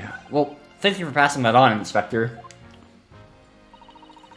Why did Susie have to go see the Lord Chief Justice? She didn't tell me. But I'd better head over to the Lord Chief Justice's office to fetch her straight away. Is that all for here now? Alright, new location. Wonderful. Oh god, it's there. Okay. Is there anything in here at all, by chance? No. In here, maybe? Nah, okay. Alright, we'll go back here then.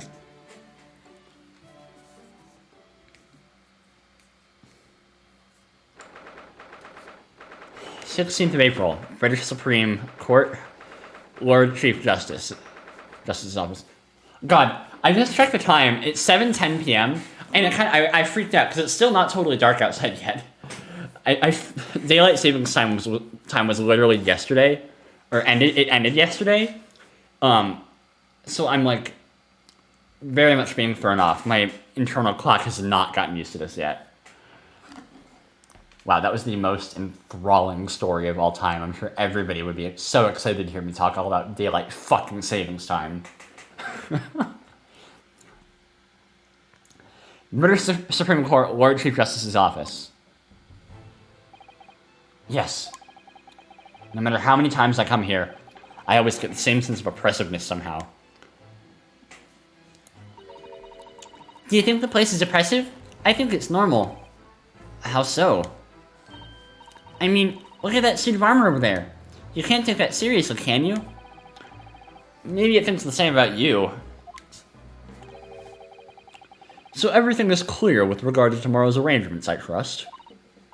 Yes, thank you very much.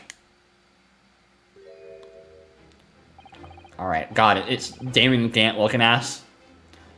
There they are, Susato-san and Lord Strongheart.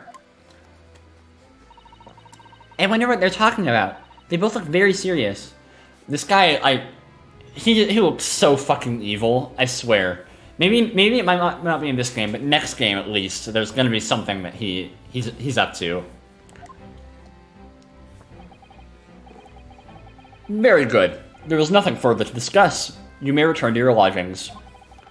No doubt you have much to do in preparation for your return to your homeland. Wait, what did he just say? Your return to your homeland? Susato-san!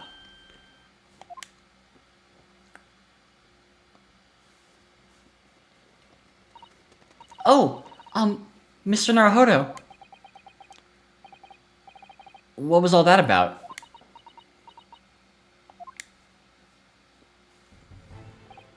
Ah, Mr. Naruhodo. Thank you for coming to collect your colleague. What's all this about? Why were you talking about Miss Susato's return to her homeland? And tomorrow?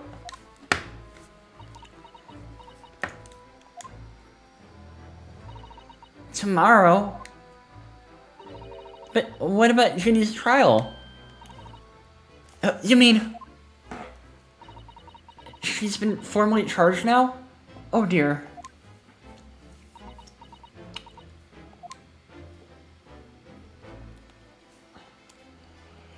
Oh boy, okay, oh, I forgot to give this to the fucking...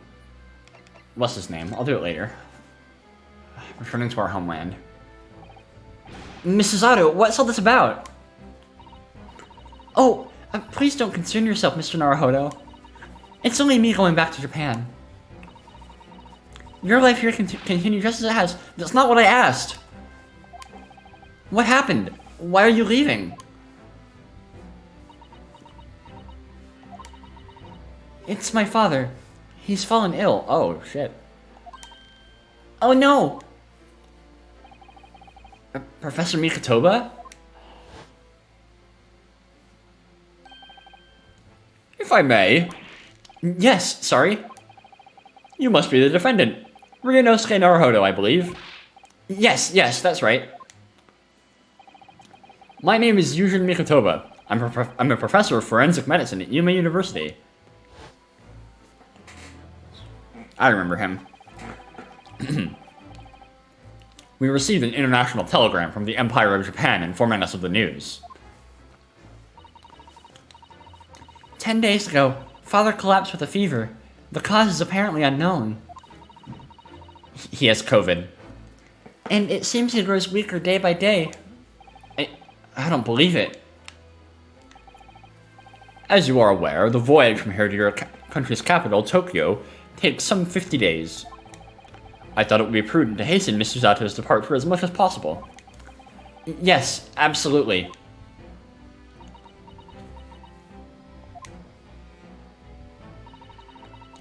I will leave London first thing tomorrow morning. I can't believe this is happening. Gina's trial. Holy shit. What? So Gina has been charged? She'll have to appear in court? Yes, she was formally charged a few hours ago, and the date of the trial has already been set for tomorrow. No, not even 24 hours later? Gina. Ah, the Lestrade girl and the murder of the Baker Street pawnbroker, yes. An all too conspicuous case. The pickpocket was clearly disturbed mid-robbery and shot the man in a panic. No, the yard is overstretched as it is, without wasting time on these open and shut cases. It's not wasting time. Gina would never do something like that. Mr. Naruhodo. Oh, yes, Lord Strongheart? In deference of your fine services to date, I shall overlook this young girl's insolence. But I have no recollection of admitting a child into my office. Leave, now. Yeah, he's definitely evil. Of course, Lord Strongheart. Criminals will tell the most palpable lies in order to evade justice. The police can ill afford the time it takes to unravel all their untruths. Meanwhile, more crimes are perfect. Okay, I just had a thought. It's just a theory. I have no, proof of it. But just because I'm, thinking about how this guy is, evil or whatever, I feel like the timing of Susato leaving feels a little too convenient. Part of me is wondering if this story about the father growing ill is fabricated. That seems like it'd be weird. I don't know how they would go about that and when Susato eventually find out, but 50 days is a really fucking long time. So I don't know. It's just something about this feels really weird. We have far more serious matters with which to contend. Serious matters? Didn't Gregson mention something like that yesterday? Yes, Inspector Gregson made a similar remark yesterday. It's no concern of yours, though I'm sure I need not remind you of that.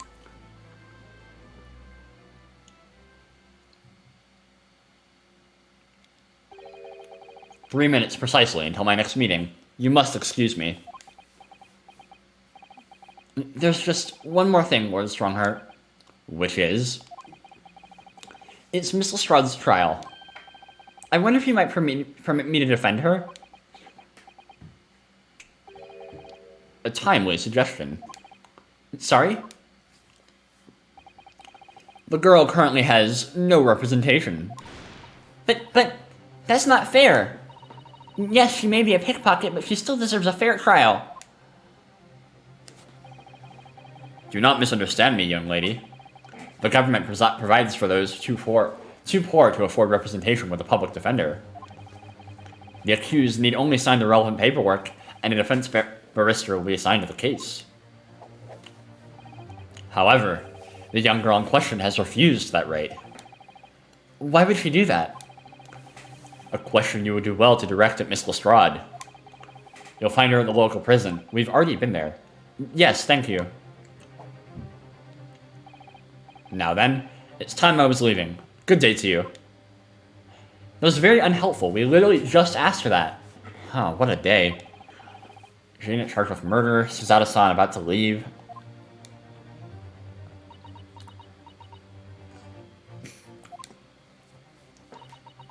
Come, Mr. Naruhodo. Iris, we must make haste. But, Susie... You're leaving for Japan tomorrow morning, aren't you? Don't you have packing and things to do? As Mr. Naruhodo's judicial assistant, my personal circumstances are of no consequence. My sole purpose remains to help you in whatever way I can. Thank you, Miss Susato. That's a very pensive look. I think we ought to visit Gina first. We just did that. In any case, I should like to wish her well before I leave. Yes, that sounds like a good idea. Let's go. If I'm honest, this has completely thrown me off. I'll just have to do what I can as a lawyer. Oh my god, the gear noises. That's fucking whack. There we are.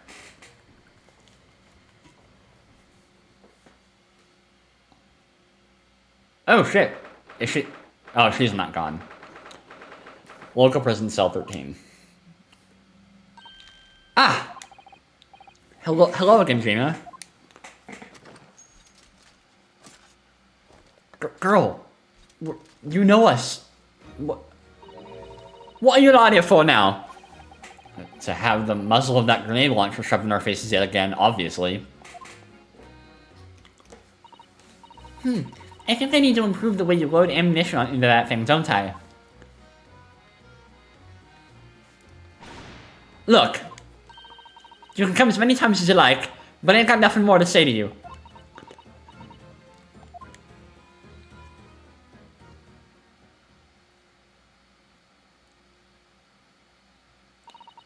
Gina, I wonder if you might hear me out. There's something I'd like to say. What? I'm sorry to say that I must reluctantly bid you farewell. Farewell? Tomorrow, I must begin my journey back home, to Japan. I fear we may never meet again. Oh, right. I've had the pleasure of meeting so many lovely people here in London. I have so many wonderful memories. And yet, as things stand now, it will be a glum parting indeed. Poor Iris is so miserable. Susie? Well, that ain't my business. Both Iris and Mr. Naruhodo believe you to be innocent, Gina. They put their faith in you. But somehow, you can't find it in your heart to put your faith in them. Yeah, that's right. I can't. What of it? It grieves me greatly to have to say goodbye to my friends when they are so clearly unhappy. Because of you. What? It's my fault? Yes. So I have one final request, Regina, before our paths never cross again. Right here and now, I want you to show both of them that you don't deserve the faith they've invested in you. Only by doing that will you truly be as alone as you claim to be. What are you talking about? What do you expect me to do, eh? You've told us that everyone lies. So prove it by admitting one of your own untruths. What about what you said before, Jenny? You said something about unforgivable lies. You must tell Mr. Naruhodo and Iris the truth now. That is my last request before I leave. My last request as a judicial assistant. No, I can't. Whatever these lies are, they're obviously weighing very heavily on Gina's mind. Gina, I could be wrong, but is it something to do with what happened 2 months ago? Something about that trial?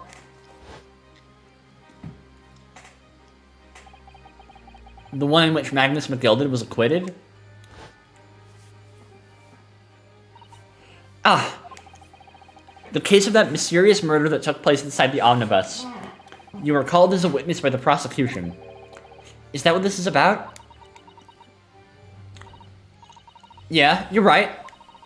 Because in that trial, I lied. I lied like you wouldn't believe. Will you tell us about it now? Oh my god, please. Oh my god, tell us all about the truth of what happened in that case. I need to know. Oh my god.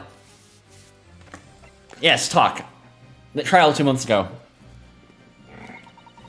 Like you said, it all happened 2 months ago. The cop escorted me in, shoved me in the witness stand. And based on your testimony, Mr. McGilded was declared innocent. Yeah, well, thing is, I lied about a whole bunch of stuff. I knew it. What sort of thing did you lie about? I was hiding under the seat that night. That was the truth. It was pitch black in that little cubbyhole. I couldn't see a thing. And then... thud. I heard that loud thud, like someone falling on the floor. And that's when Mr. McGilda discovered you? Yeah. He pulled me out from under the seat and sat me next to the dead man. There weren't much light to see, but when I looked at my hands, I had the cub's blood all over them. I was so scared, I couldn't even speak. You had his blood in your hands? In other words... It was Gina on the witnesses on the roof deck saw through the skylight. Fuck, I wish I could remember the details of this case. Then Mr. McGilden started asking you questions, I suppose. Who you were, and why you were hiding under the seat? Yeah, he did. Only, that's not all. What did you mean? I mean, he threatened me. Threatened you how? He made me swear about what I seen and what I heard. About what he was gonna do after the cub found was dead. He made me swear I wouldn't tell no one about any of it. If I did that, he said he'd let me scupper before the copper showed up.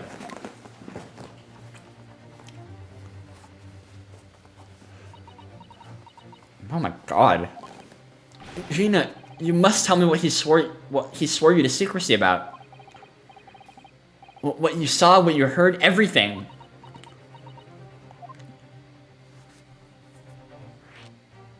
Oh my god.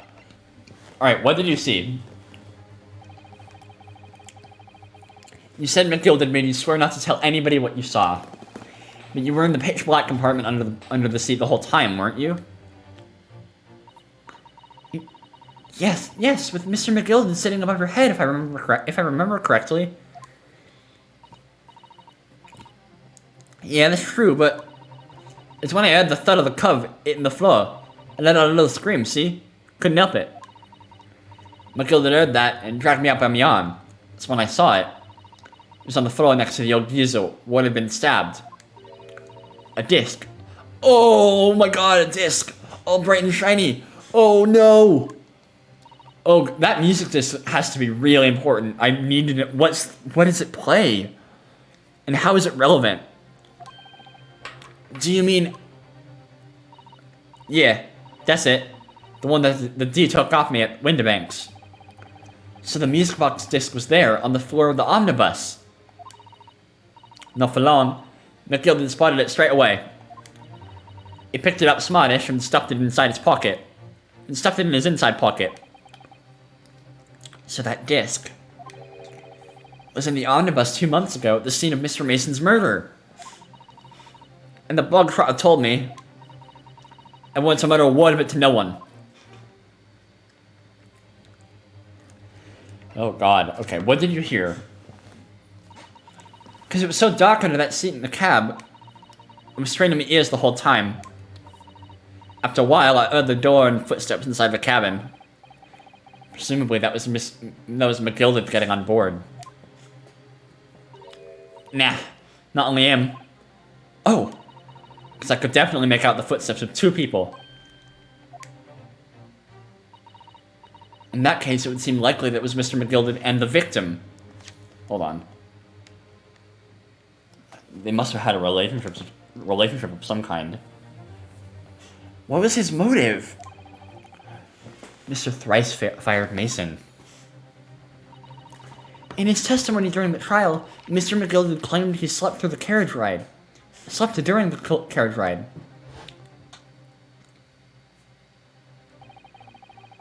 But whenever I'm in a carriage, I'm taken with a fierce tiredness, and I always succumb to it. And your own testimony, Gina, supported his.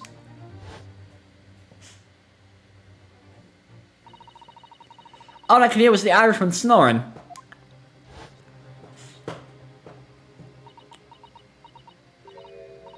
Yeah, that one is...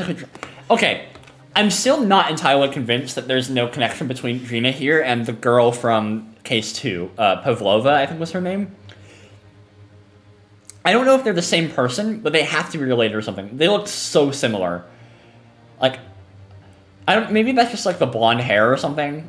But like, when I first saw Gina, I thought it was it was Pavlova in a hat. Like, getting so much spice right now. I know, right? This is so good. Yeah, that one exactly true. Neither of them was asleep. I could hear them talking the whole time in low voices. What? What were they talking about? Sorry, I don't know. The sound of the horses and the wheels was too loud. But that still tells us something. Mr. McGilda and the victim knew each other. Yeah. Which means there was clearly a motive to kill. So McGilda was lying, as I suspected. After the event. I knew it weren't going to take long before someone raised the alarm that the bloke had been killed. Yes, you were quite right. The other passengers on the roof deck noticed very quickly. So when the cab came to a stop, McGilda told me to eye back into the seat again. I climbed in and waited. 2 cubs from up top ran off to get the coppers. Yes, Mr. Fairplay and Mr. First. Yeah. Right, and after they'd gone, McGilda asked the driver to do him a favor. A favor? Now then, fella, what I need you to do is take this coat of mine and deposit it with a nearby pawnbroker. Okay. Oh. And for your troubles, let's see how. I'll give you 10 guineas. Oh my god. A nearby pawnbroker, you mean on Baker Street? Yep,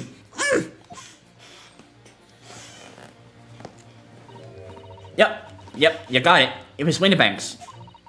The coach snapped up the money and ran off to pop this coat as fast as he could. So then there was no one left in the carriage. McGilda opened the box under the seat and let me get out of there. But not without conditions. I see. What were the conditions? What were Mr. McGilda's conditions then? For letting you go free, I mean. Not telling a soul. Not for anything. But what I saw, what I heard. And there was something else as well. There's more? Yeah. This is the most important thing, he said.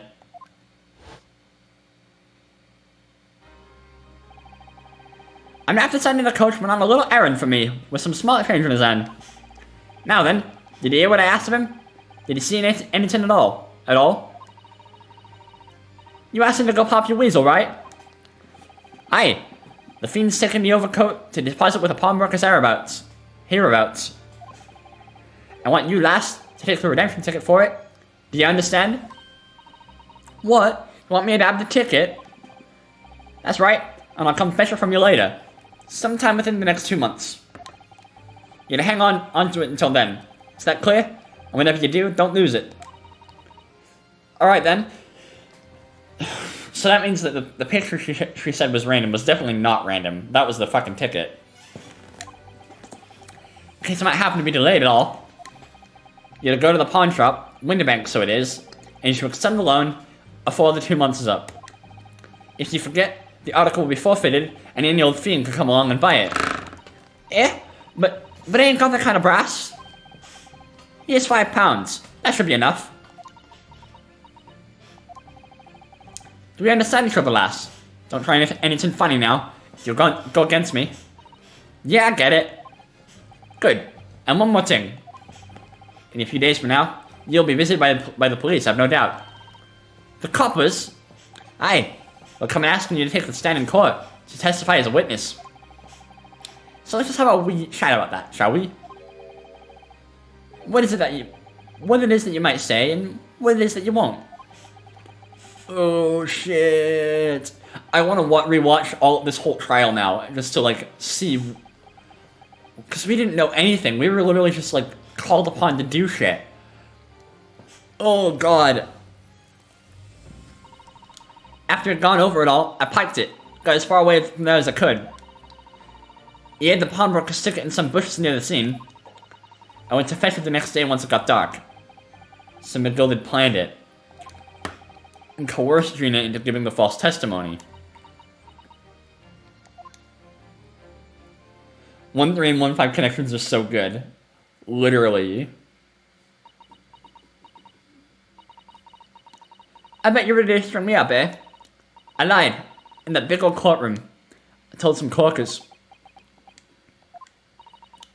The thing is, he said he would make it so we couldn't live in the East End no more.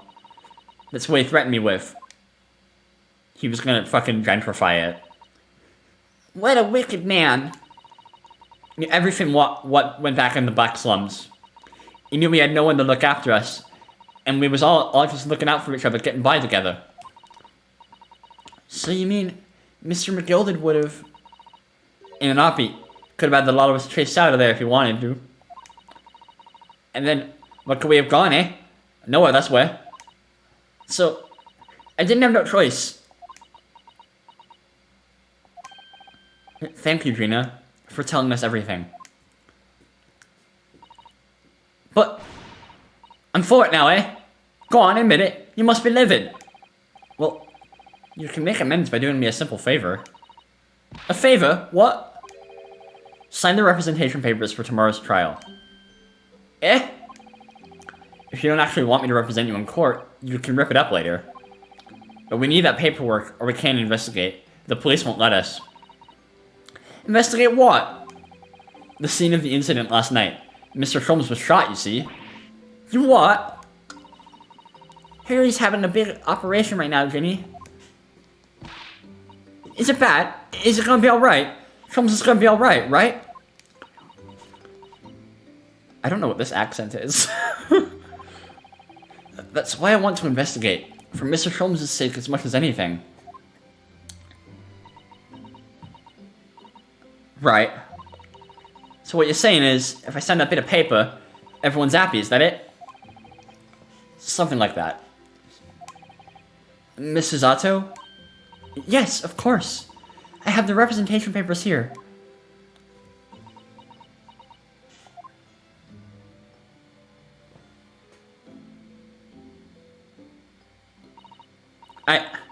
I don't need no one to stick up for me, though. No lawyer or nothing. Or nothing.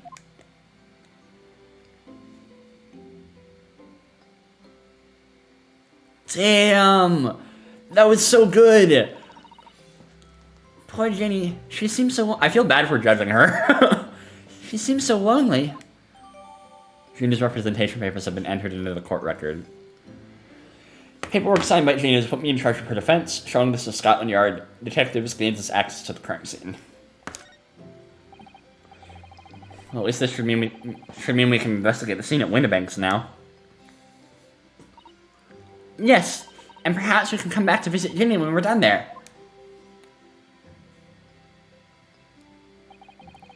I feel like we finally cracked Gina. She's opened up to us at last. And now I have her representation papers. No one else knows just what a responsibility that is. Anyway, for now it means Inspector Gregson can't stop us investigating Windibank. Wait! Hold on. What if... Fuck, I forget. Wasn't the girl from the second case Russian? But she was like super poor, wasn't she? Like, I'm wondering if she must have been... She was involved in like the orphanage somehow. Cause maybe I think... Fuck, I don't know. I feel like there's gotta be some kind of connection there. I just can't put it together. Where's Amy when you need her? Although, something tells me he's not going to be happy about it. Oh my god! This is getting so good. Holy shit. Okay. Yes, let me save, please. Okay. I need to close my blinds. It's dark outside now. There we go.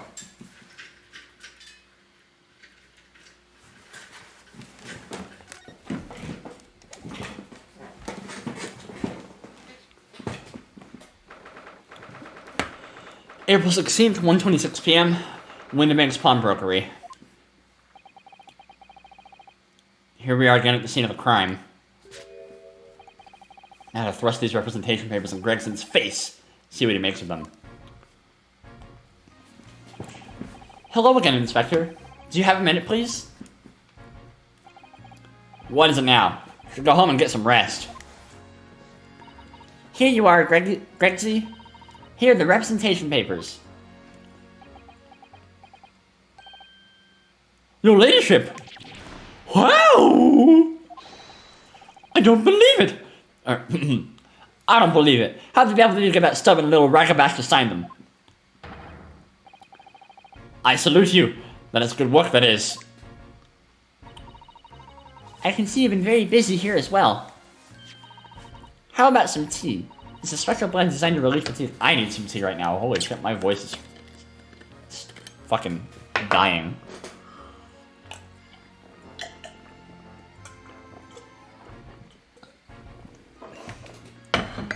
Hopefully my water will help me a little bit. Ah.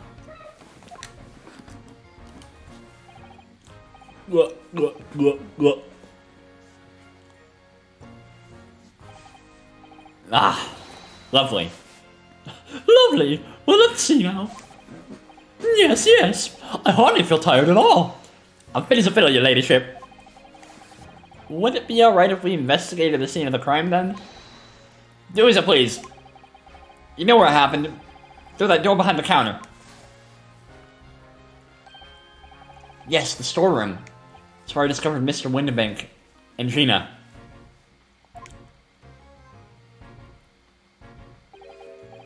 Right.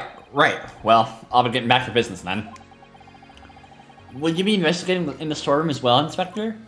If I'm perfectly honest, we need to wrap this up before long. Can't afford to spend too much time on it. There are so many articles to go through. It's taking forever, even with the lads working around the clock. It's a problem, because there's another case in the yard that needs to investigate urgently. That must be what Lord Strongheart meant by far more serious matters before. So what I'm saying is, don't get under my feet, Sunshine. Come then, let us not waste any time. Yes, I want to investigate. Everything. Oh, fuck. Let me in.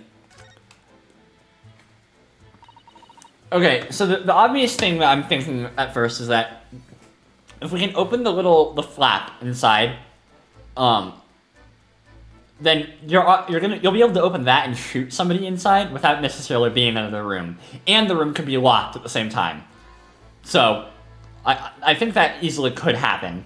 That seems a little too obvious, though. I feel like the actual solution is going to be a little more complicated than that.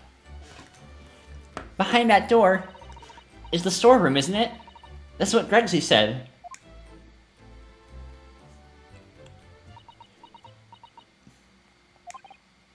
Yes, and that's where I saw that dreadful scene last night. Through the little window in the door.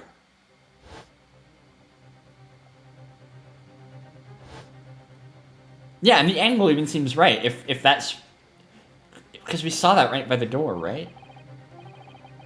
Mr. Windybank face down on the floor with Gina beside him. Yeah.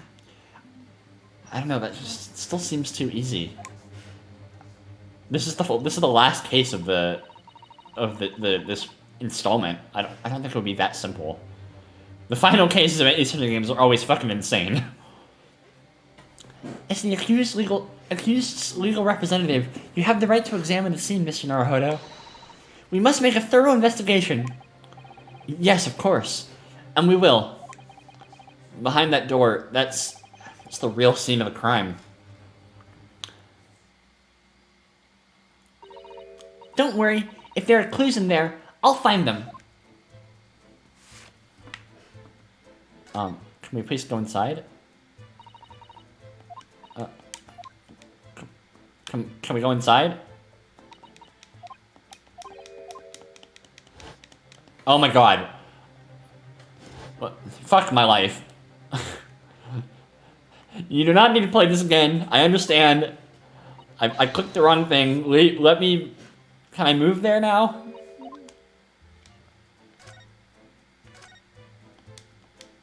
Do I have to... There we go, okay. Although, I just realized that there's something I want to investigate in here. What's up with this? Ah, look here. Oh yes, a bullet hole. And I can see the bullet is still lodged in the wall. Presumably Mr. Winnebank wasn't practicing with his revolver in his spare time. Yeah, considering there's blood all over that thing. Ah, well... Mr. Trumps likes to practice in his drawing room whenever he can. He's very patriotic like that. Sorry? It's all there in the adventures of Sherlock Holmes, you know? Isn't that right, Iris? Ah, did I write something like that? Partly in jest, perhaps. In jest? Well, he doesn't do it often. It is quite a dangerous pastime. He doesn't do it often. He shouldn't even do it once. What the fuck? Forget that for now, Bruno. Let's examine this bullet. What's that around the bullet hole? Is it blood? Rinosuke, what do you think? A suspicious person... Dude! What fucking... It's a blood stain! What else could it be? Aha! I may well be able to help with that. What? Why is this a conundrum? Do you think it's fucking ketchup? Like, red paint? It's fucking blood! It's tomato juice, you fool. Delicious wine. Somebody spilled their fucking wine glass. What the hell? Somebody was like, I hate April 16th. It's the worst day ever. Fucking throws their wine glass at it. No! It's blood. There's no need to question this. Oh no, I got all this wine over this bullet wound. They fucking take a Heinz thing and just like aim and then just squeeze as hard as they can. Something just ketchup all over.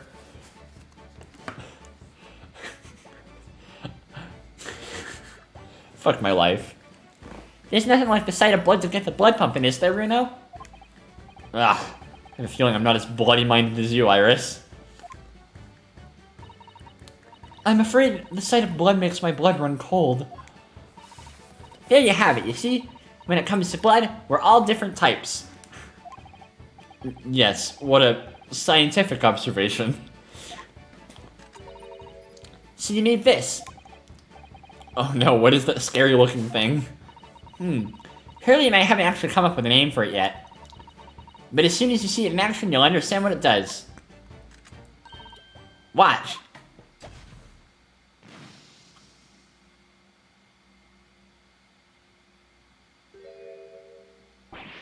Oh! The color of the bloodstain has changed. There! Does it make sense now? Is it like high-tech luminol? Yes, I think I'm starting to understand. Good. It works on the principle that different people have different types of blood, you see? Yes! How wonderful! The chemical it fires combines with the blood and makes it change color. So you can identify whose blood it is that you're looking at. In a flash. Oh, what a fabulous invention, Iris! Isn't it? I bet Jenny would say it's bleeding great. So, whose blood are we looking at then? Well, all the chemical does is turn the blood a different color, so... Just find someone whose blood turns the same color and you'll know who it belongs to. In a flash. It's more like 2 flashes, really, isn't it? One flash or two, this could well turn out to be a very valuable clue. Suddenly, I am rhyming. Isn't it... I couldn't figure out a word that rhymed with two that worked there. So we must make a note of it in the court record. Blood samples portfolio. A sample of blood analyzed with a small chemical indicator developed by Mr. Sholmes. Different people's blood turns different colors. Interesting, okay. Let's keep testing and adding the results of any other blood analysis to the portfolio. As long as I have reagent left, sure. Interesting, okay, let me look at that. Although I guess I should probably look at this too. I, undersigned, the undersigned, agreed to the legal representation by the lawyer named here under in regard to the following incident. Defendant, Gina Lestrade, alleged offense, murder of Baker Street pawnbroker, date of trial, 17th of April, 10 a.m., attorney in law, Reno Naruhodo. Right. Simple blood analyzed with a special chemical indicator developed by Mr. Sholmes. Different people's blood turns different colors. Location unknown, or name unknown. Location, Windibank's main trap, color green. Okay. That'll be very useful, I'm sure. Well, actually, has anybody new appeared in the court record? Strongheart, Tobias Gregson. Although Gregson was already here. Strongheart is new, though. Okay, what else is there? This is the strange contraption that lets you see pictures of things as if they're right in front of your eyes. It makes you think. And Mr. Sholmes gleefully showed it to us yesterday. We were blissfully unaware that any of this was about to happen. Well, me as the player, I had an idea. Just a hunch. I'm fairly sure this contraption was here yesterday as well. Here we are, though I'm not confident I can get it closed again. Oh yes, that's a folding stereoscope. Really? This is a stereoscope? Mr. Sholmes showed us a picture yesterday that you were supposed to be able to see in 3 dimensions. But for that, he used the great big contraption over there. Ah, well, that's for use in public houses and places like that. It contains a carousel with all sorts of pictures inside. But this little thing is a much simpler design for use at home. There are special shops selling prints you can use in them. I have a little collection myself. I wonder if I can make money out of these in Japan. It'd be keeping my toilet sparkling clean anyway. What? The fuck does that mean? That's so weird. Okay, okay, anything else? I want to know, what was the whole, like, camera thing that we were talking about yesterday? Oh, there's still more with this? Green blood. Just seems wrong somehow. Oh, there are all sorts of different colors. There are pretty pinks and purples too, you know. Like I said, everyone's blood is different. I wonder what blood mine would turn out. Actually, I don't want to know. I do. 3 golden balls. That's right. That shrine shows that the shop is a pawnbrokery. A bit like your armband shows that you're a defense layer. What's the significance of the 3 golden balls? Does it have some special meaning?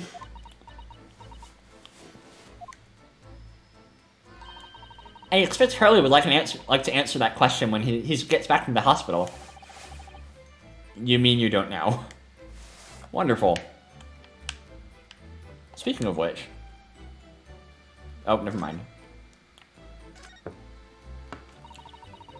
These shelves are where the pawnbrokers put articles that have been forfeited on display for customers to buy. Yes, it's a really strange miscellany, isn't it? I mean, who would buy this horse statue, for example? Well... sometimes you can find some real treasures among all the junk, you know? Are you alright, Bruno?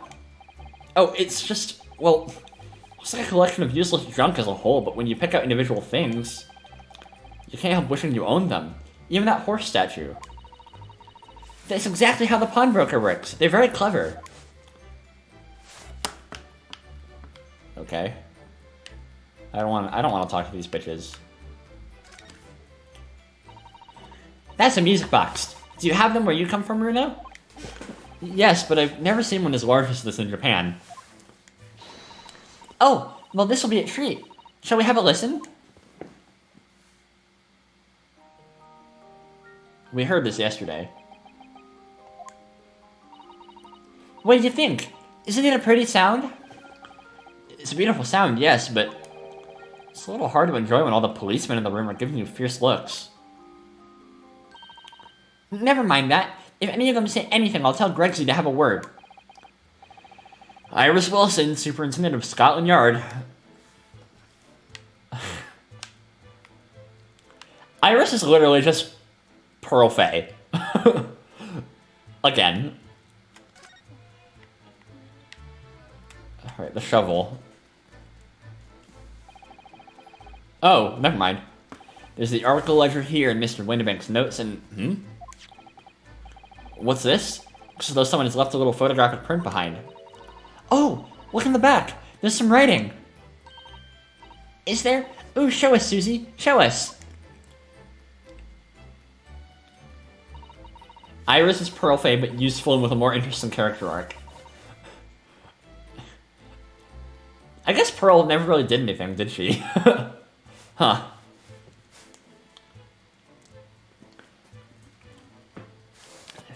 "15th of February, 10:30 p.m. Article deposited one gentleman's overcoat. Loan amount paid, £1. Redemption deadline, 15th of April, 10:30 p.m. Hold on.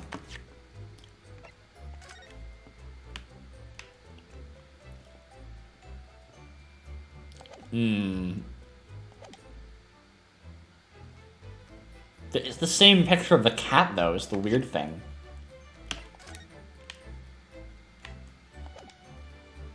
What does that have to do with anything? A gentleman's overcoat pawned for £1. Clearly it was a very fine coat. In fact, I think... Yes! This must be the ticket for the overcoat that Ginny redeemed yesterday. And is still wearing, which belonged to McGilded. I would never have expected the redemption ticket to be handwritten on the back of a photograph, though. We have one that's the same photograph, though. It seems Mr. Windibank just used whatever piece of paper he happened to have on hand. But this photograph of a cat looks very familiar, doesn't it? Okay, thank you for addressing it. I'm sure I've seen this exact same picture somewhere very recently. Oh, yes, you're right. Can we also, like, scan the blood on that paper?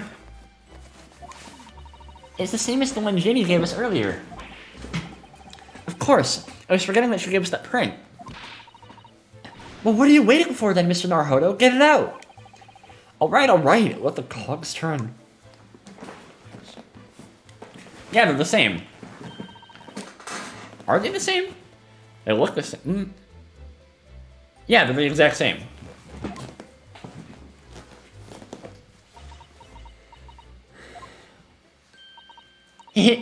I've got it. These two photographs hide an amazing secret. A secret? What does she mean? You must tell us, Iris, at once. Do you really want to know? Yes, we need you to tell us all you know about this pair of photographs.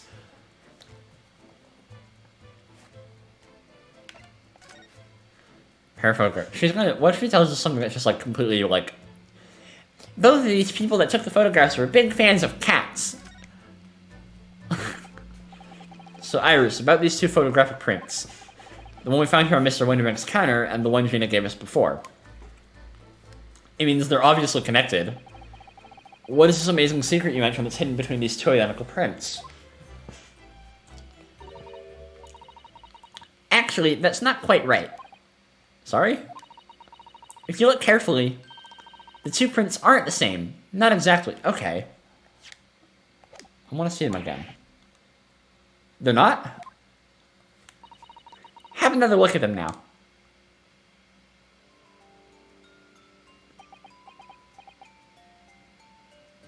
Yeah, I could have sworn that the one on the left, the cat on the left looks like it's looking slightly left. Or to its right, to our left. And the one on the right looks like it's looking forward. But I thought that was so subtle, I didn't even want to say it because it sounded stupid. Can you see that they're just slightly different from each other? I think so. It's very subtle, though. But what's the reason for the subtle difference between the two prints? Ah, well, it's because they're a set, you see? No, I don't.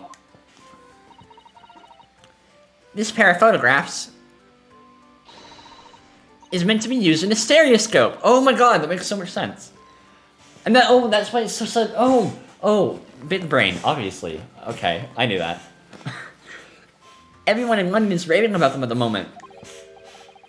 Ah, a stereoscope. Why do I feel like...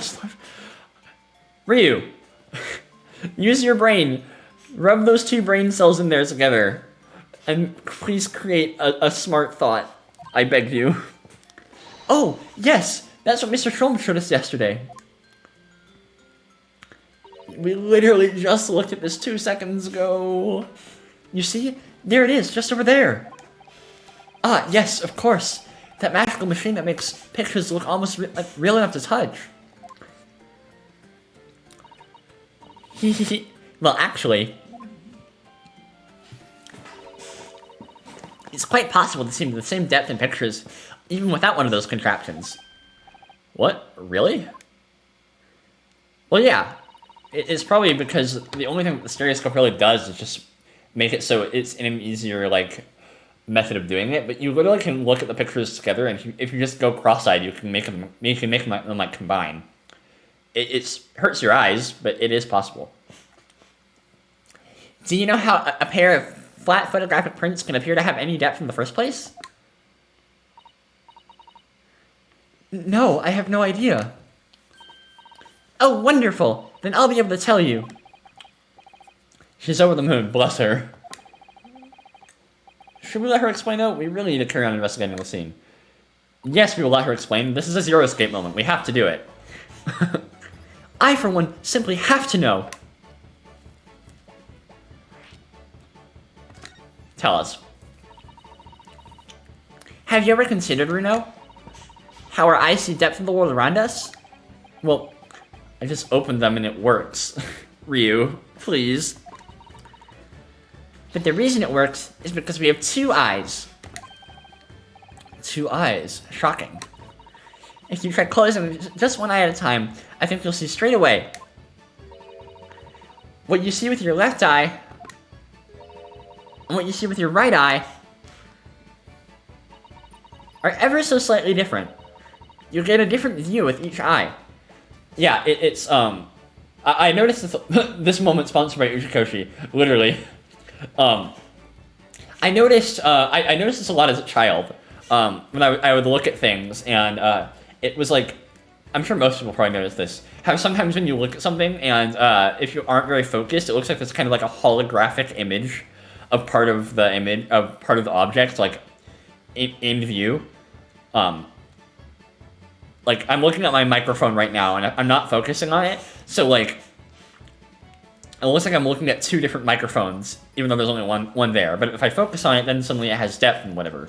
I feel like this is, like, a pretty simplistic concept, but whatever. Yes, the position of objects seems to shift slightly. Exactly. And in your head, your brain uses that shift to estimate depth as it merges the two views into one. That's how we can sense depth in everything we see.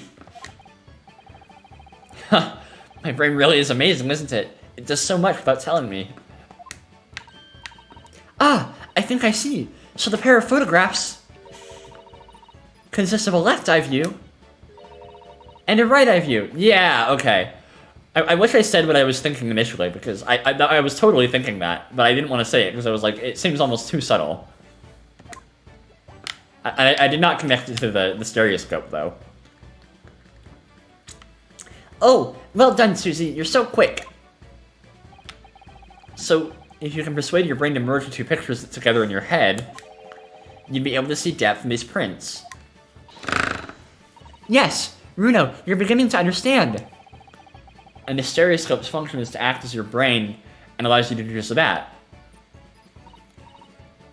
Yes, but as long as you have 2 images, 2 eyes, and 1 brain, you can actually do it yourself without needing the stereoscope at all. You can? Really?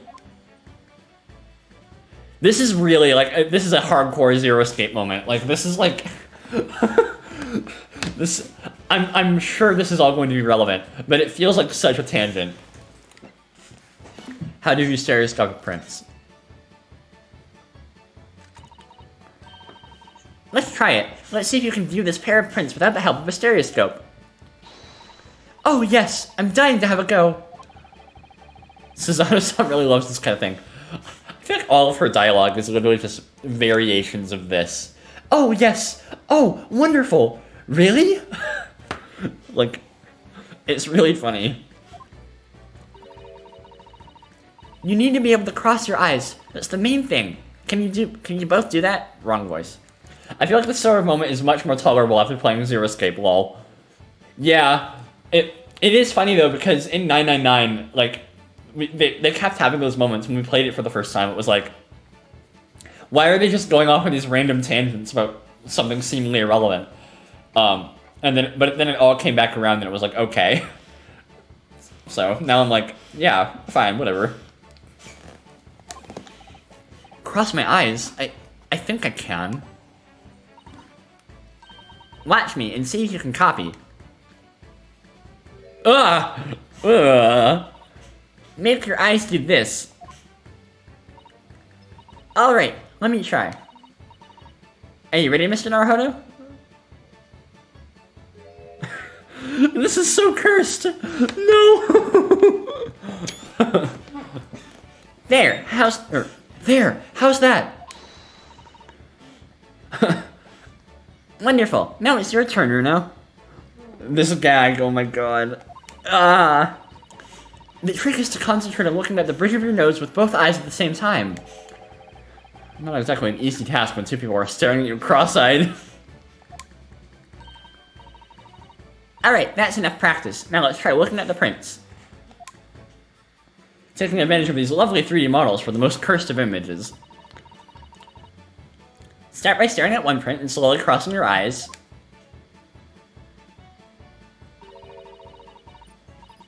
You should see 2 overlapping images like this. You try it now, Bruno. Just gonna have to give it a try, I suppose.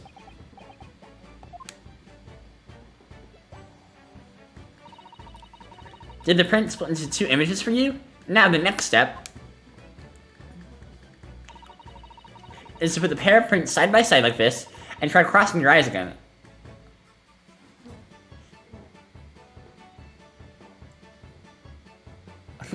Not me actually doing it.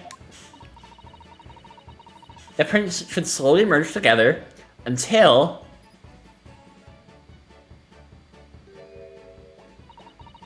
they form a new single image in the center. This doesn't really work as well when you're doing it through a 2D medium, but it's fine. We'll go with it. Oh, yes! Mr. Naruhodo, it works! I can see it in the middle now. Oh, these lovely children. They know so little about technology. It looks so real! Oh, I could look at it all day!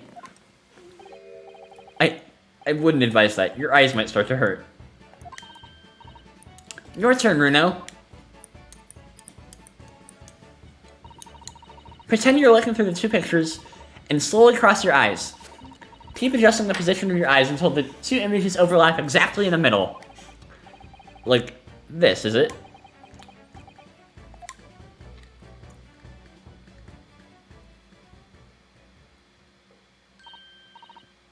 There, you managed it. So now you know how stereoscopic images work. We spent a long time talking about this. We're in a murder scene. Like, there's like a... Well, actually, the dead body probably isn't still there, but, somebody died here last night. Well, I don't know who discovered it, but it really is quite extraordinary.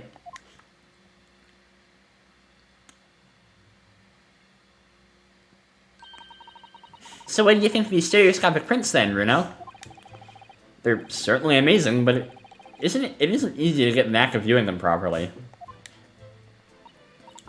No, some people find it easier than others. I was trying to do it earlier, and my issue was that I got them to cross, but it was very blurry.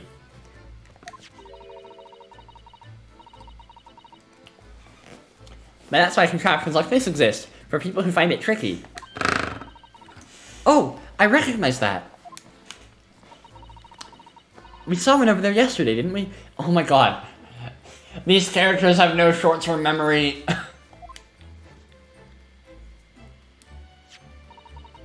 If I remember correctly, you press this little knob here. Then set the pair of photographs on the stand at the back and...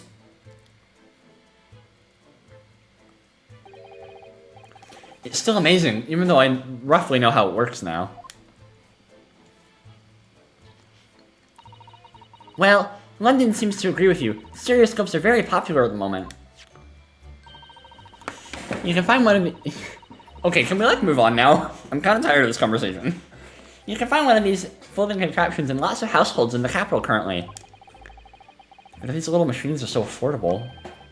Surely there's no need to go around staring cross-eyed at pictures like you hate them.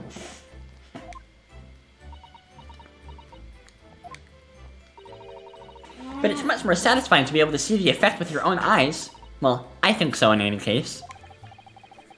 Stereoscopic pictures. I'd never even heard of them until yesterday. We certainly learned a lot about them, but I wonder if it's knowledge that I'll ever actually need. Probably. The second white cat photograph has been entered into the court record.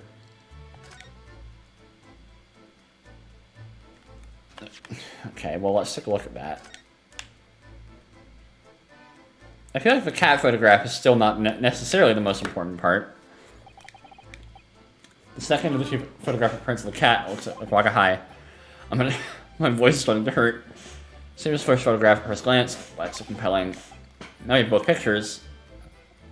Okay. So I need to cross my eyes and try to get the two cats to merge in the middle as one. Hard thing to do. Whoever thought of this in the first place must have spent a very long time staring.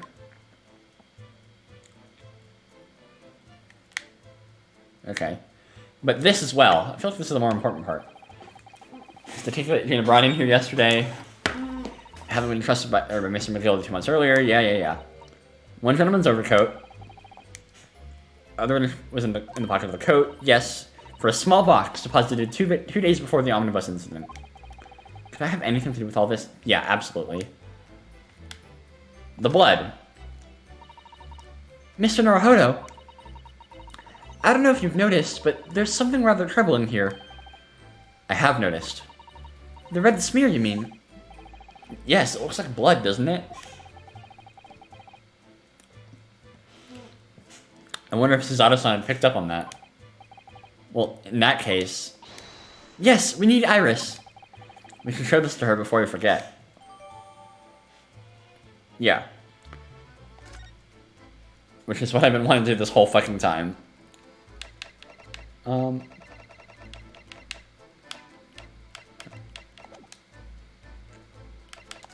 Oh, yeah, here.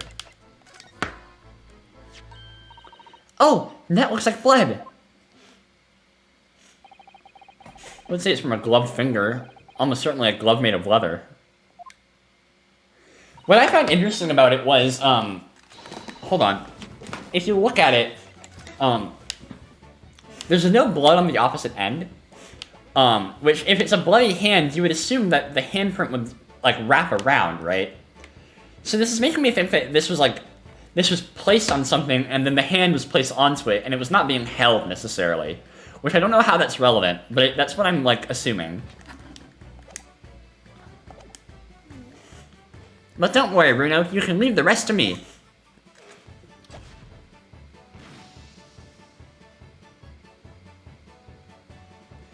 And it's a different person's blood. Look at that. Yes, that's a color we haven't seen before, isn't it? We simply must add it to the portfolio of blood samples.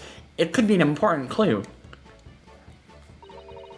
Although, it would be nice to find out whose blood these different colors correspond to at some point. Well, this particular scene of blood. Oh, you've had an idea, haven't you? Do you know whose blood this is? I honestly have no idea.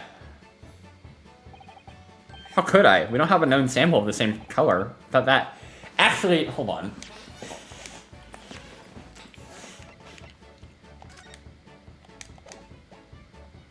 Redemption ticket issued from the pawnbroker owned by the victim, Mr. Windibank. There's what looks like a bloody finger mark on it. I have a few ideas, maybe.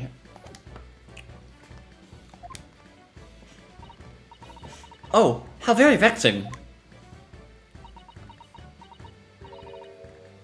I wonder. What? Well, it's true that the color doesn't help us, but what about considering how the mark came to be there in the first place? You might have an idea about that, mightn't you, Bruno?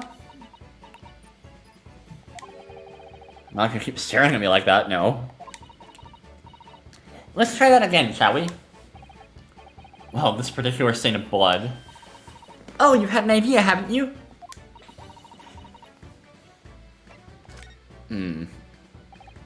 Yes, I have an idea whose blood it is.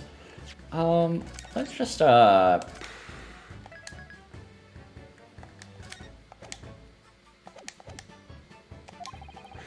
from the color it turned, but with a little deduction. That's right. I think it's clear. Iris, you know as well? It's clear. Come on. Okay, so we know... Of the people that we know who were in here, and there's presumably blood in here, obviously Windibank, also Sholmes, maybe the other two people, but I'm not certain. We know that there's at least two, though. Possibly more, though, which is what worries me.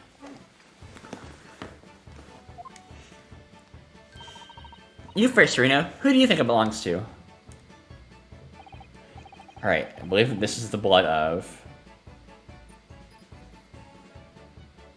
Well, obviously Windibank. Of those people. You think somehow it could be Mr. Windibank's blood? Well, he would have been the last person to have handled a ticket. Sometimes the simplest answer is the right one. But Mr. Windibank had no injuries before he was... Oh, right. Oh my god, Gina, wait. Hold on. Yeah. Wait. She had a blood in her hand. She. Oh my god. Fuck. Let me guess again. I was not thinking about that at all. Oh my. You think this is Gina's blood? Yes. It was Gina who brought the ticket here to Windibanks after all. Sometimes the simplest answer... What?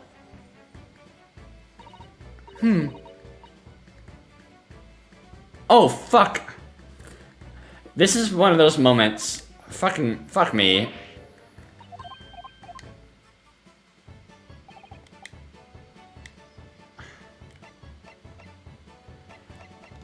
Magnus McGill did? Fuck, I have no idea. Mr. McGill did? Yes, after all, this redemption ticket belonged to him. You don't think...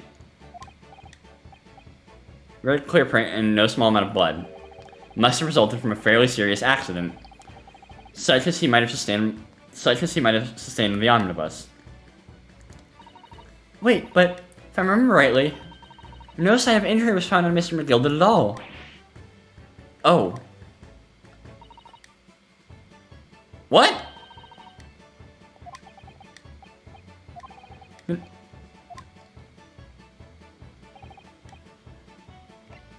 Why would it... Thrice fired Mason? What? Why? Why is this right?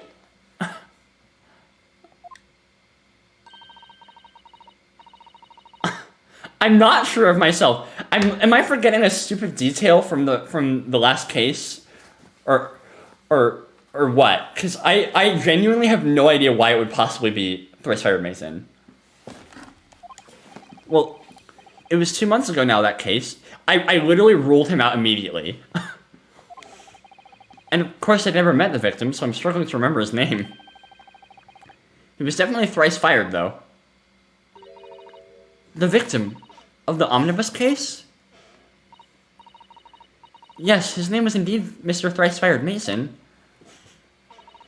But that would mean that this bloodstain was left on the ticket 2 months ago. Yes, I think it was. Please explain. Gina brought this ticket here. I don't know if this is supposed to be easy, but I genuinely feel very dumb right now. Gina brought this ticket here to Windibanks yesterday. I'm suggesting that the bloodstain was already on it at that time. So it's a smear of blood from the time that Mr. Mason was killed 2 months ago. Something else is coming back to me now. Mr. McGilded was also wearing leather gloves that night.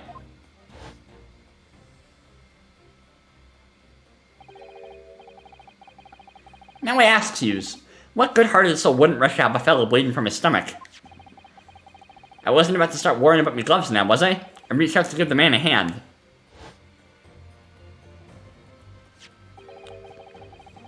Certainly does look like a leather-gloved thumbprint, this mark. Oh my god, okay. I think I misunderstood the question. It was, whose blood is it? But for some reason, my brain interpreted that as, who caused the blood to be on the paper? Which is not necessarily the same question. Which is why I went to Gina, because I knew that she had blood on her hands, but I didn't think about the fact that that was, like, not necessarily her blood. It could have been somebody else's blood. Therefore, the only person whose blood that we know for a fact was, okay, my brain is finally making its way through it. Oh my god, I need a moment.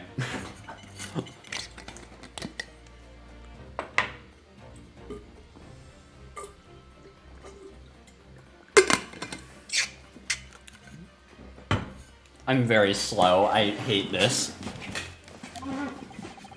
From which we can conclude that any blood in the glove belonged to the victim. If Lynn and Amy, well, Lynn is here. Hi, Lynn.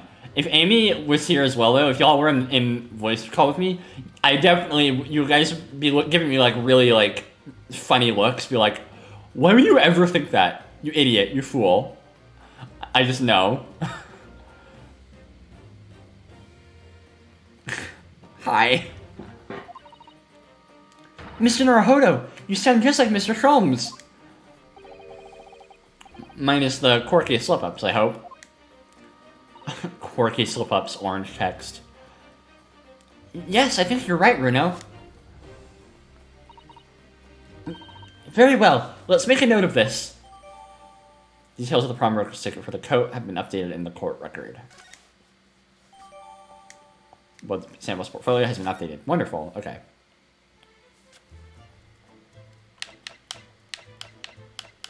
Hold on. Oh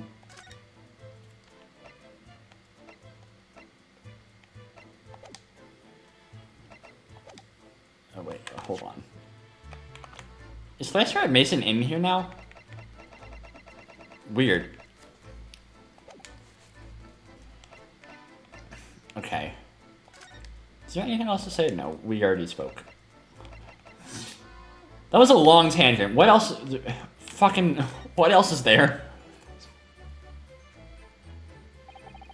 That ledger that's open on the counter there really is enormous, isn't it?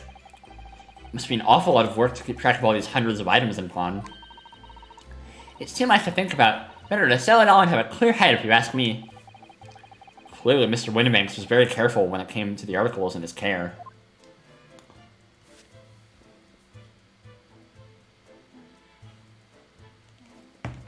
Okay. What else is there in this room? What am I missing? Am I missing anything?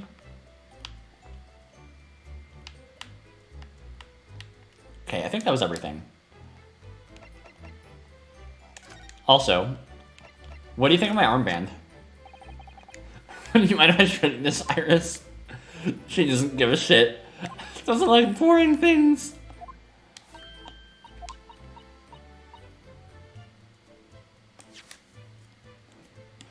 Oh my god.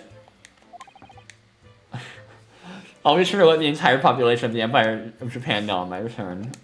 Holy shit. Okay. Let's go to the actual crime scene now.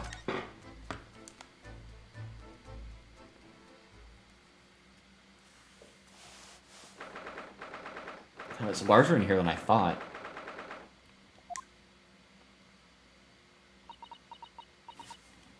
Hold on. Oh, yeah, I was just gonna save.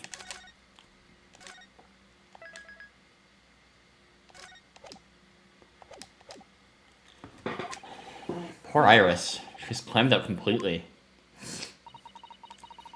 Iris is bound to find this difficult. After all, Mr. Windibank's life was taken in this very room only last night.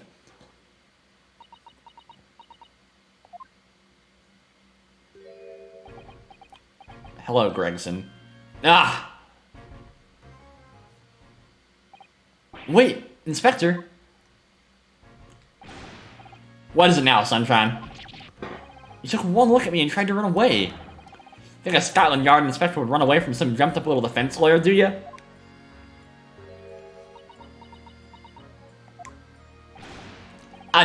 Well... I've never seen her ladyship looking like that before, it's the thing. I didn't know what to say to her. So you weren't running away from me, you were running away from a 10-year-old. Gregson looks like a thumb. I'm afraid this is all a little too much for young Iris. Some gentle reassurance might go a long way, perhaps, Inspector. Eh?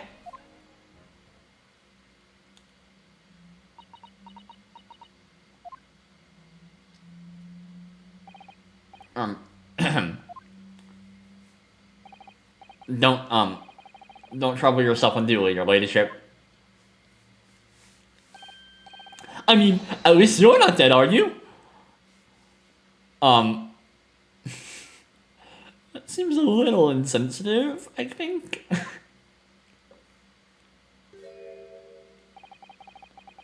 I don't think that went very well. Why? Look, I'm in the middle of an investigation here, Sunshine. I told you not to get on my feet.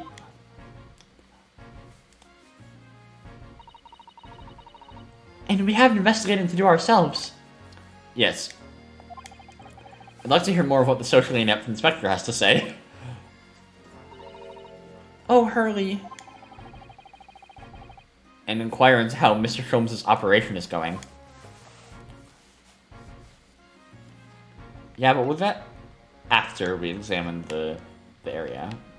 God, there's so much. Holy shit. I guess we'll start with the obvious. Police have marked the position of the body with a chalk line.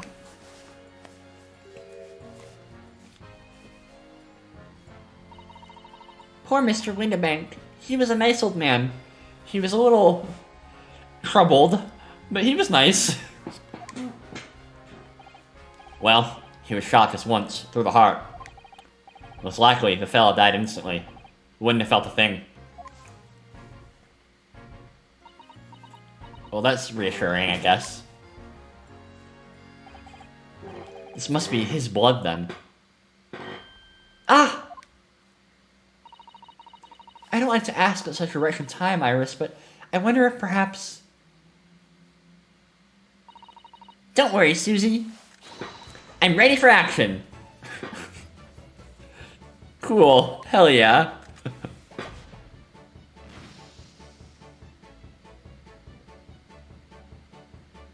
Ooh! Oh, well, that's obvious. So now we know the color the chemical turns when it reacts with Mr. Windibank's blood. And it doesn't match our analysis of the blood stain we found in the main shop. No, but let's add the sample to the others we've already collected anyways. Blood samples portfolio has been updated in the court record. Yeah. Okay. I will take a look at that. Yeah, so his is blue, purple, green.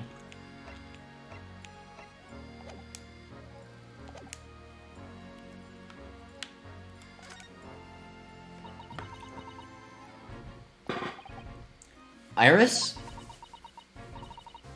Don't worry, I'm alright. But we must find the true culprit. Yes, absolutely.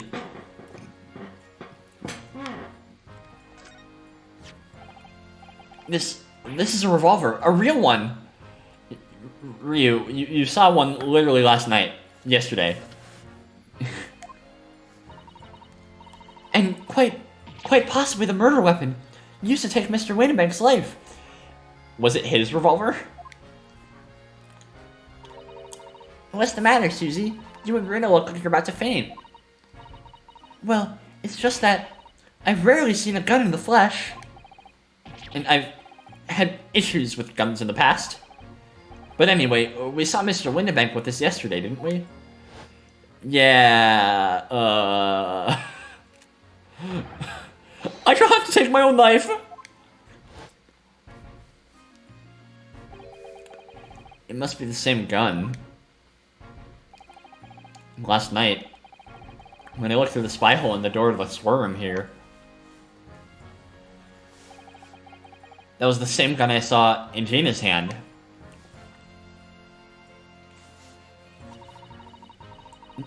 Mr. Winterbank told us that he'd only ever had a single bullet loaded in his revolver, didn't he? Well, it's empty now. The one and only bullet he had in his gun had been fired. So I'm fairly certain that only a single shot was fired from this revolver.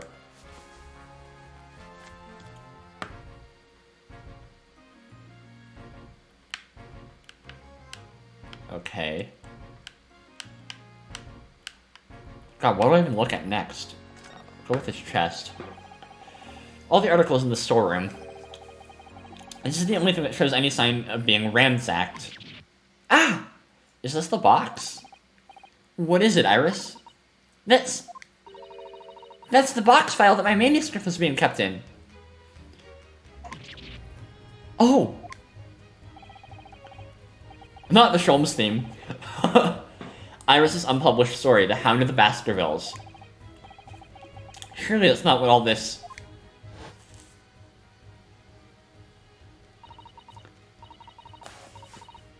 Sorry, Iris, but if you ask me, I sold it.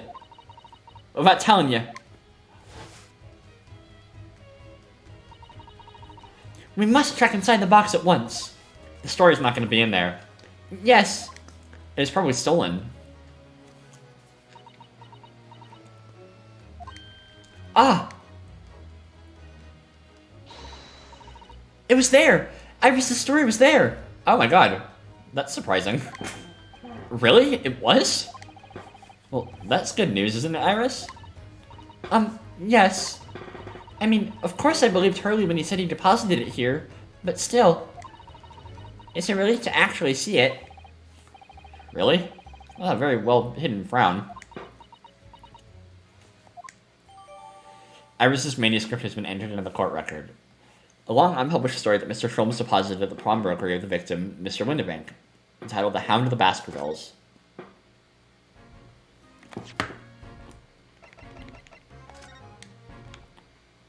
Oh my god!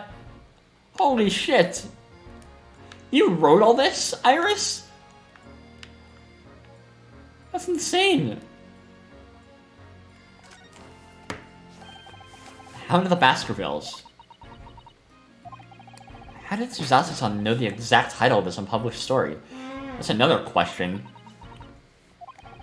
I suppose I'll just have to wait until she's ready to explain it to me. I'm so sorry. Oh. Okay. Oh. Is there anything else interesting here?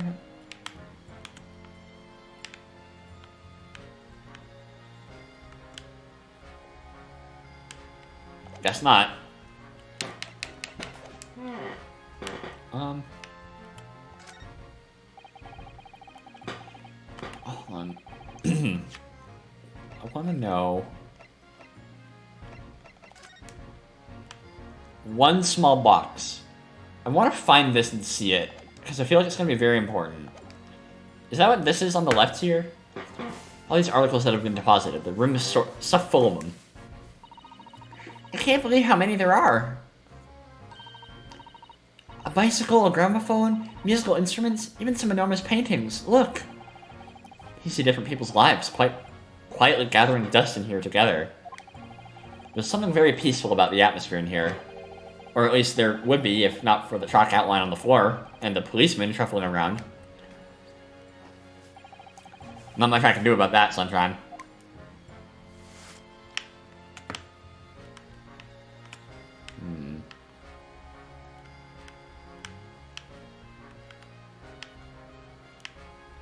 Oh, is that all the same? Oh, that's disappointing.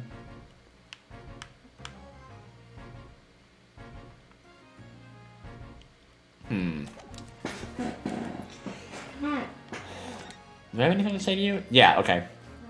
Scene of the crime. So, Inspector, what do you make of the crime scene in here? Pshaw! You got eyes, haven't you? It is what it is what it looks like. Nothing more, nothing less. Iris, could you lend me a hand? So, Gregsy, what do you make of the crime scene here? Oh yes, your ladyship. Do allow me to humbly explain. Last night, shortly after the hour of 1 o'clock in the morning, Scotland Yard police attended the scene. The one and only door to the storeroom was found locked from the inside. So it was locked from the inside. The lock appears to be broken now, though. Was that the police officers doing? Quite right, madam, quite right. We took the liberty of smashing the door in as humbly as possible. Oh. As you can see, the victim was discovered prostate on the floor, thuswise. And next to the aforementioned body, we discovered the vile gutter child. Are you talking about Jimmy? She's my friend, you know, Inspector.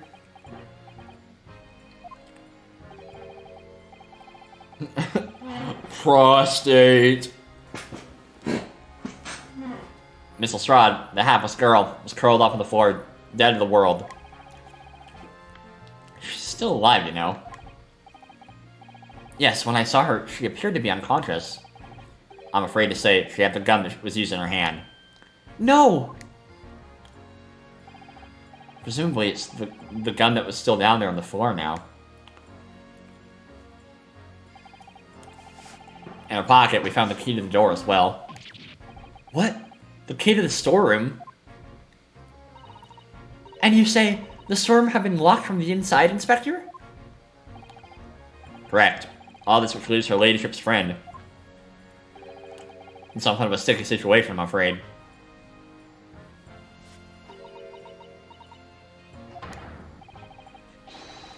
Obviously, my personal opinion is it's all some sort of misunderstanding. Of course it is, Inspector. Of course it is. Alright, Sholmes' operation. Gregsy, do you know anything about Hurley? Is the operation finished? Is Hurley alright? Is he? The thing is, Don't mince your own words, Inspector, please! You don't mean to say that Mr. Sholmes is... No, the operation's done and dusted. It's just that, well... Out with it! The Susato throw... Or the Susato takedown. Yes, ma'am. They use something called the general anesthetic. It's the latest thing. Renders the whole body insensitive. The whole body? Anesthetized? Is that even possible? It means the operation can be completed while the patient is fast asleep. Goodness! In the Empire of Japan, we can just manage to provide laughing gas for a tooth extraction. Trouble is, the latest thing isn't always the greatest thing, if you follow my meaning. Couldn't get the medication to work at first, so it took hours for him to nod off, or so I hear. Now that the op's finished, they can't get him to wake up, apparently. Uh-oh.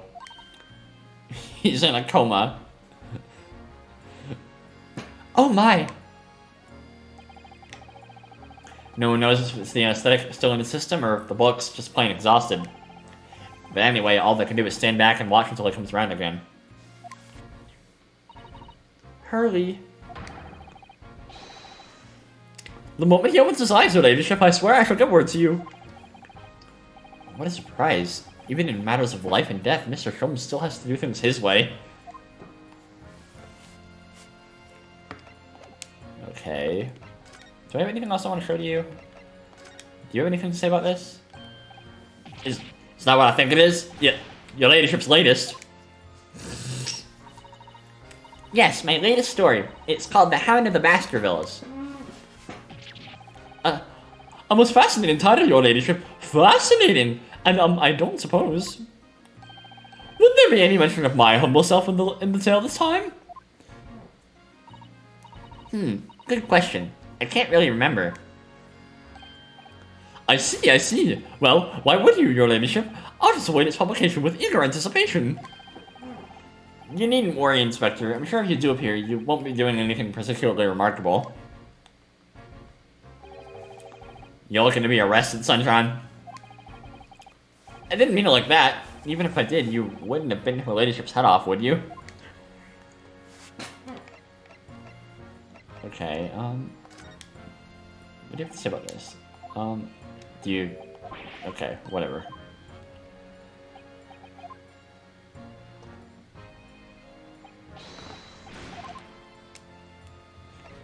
Do you have any opinion on this? No. Okay.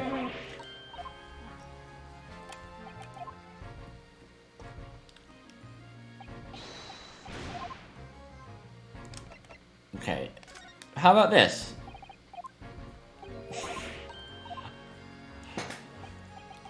This is a waste of time, but it's fine. And this at all? Oh, shit, that's important.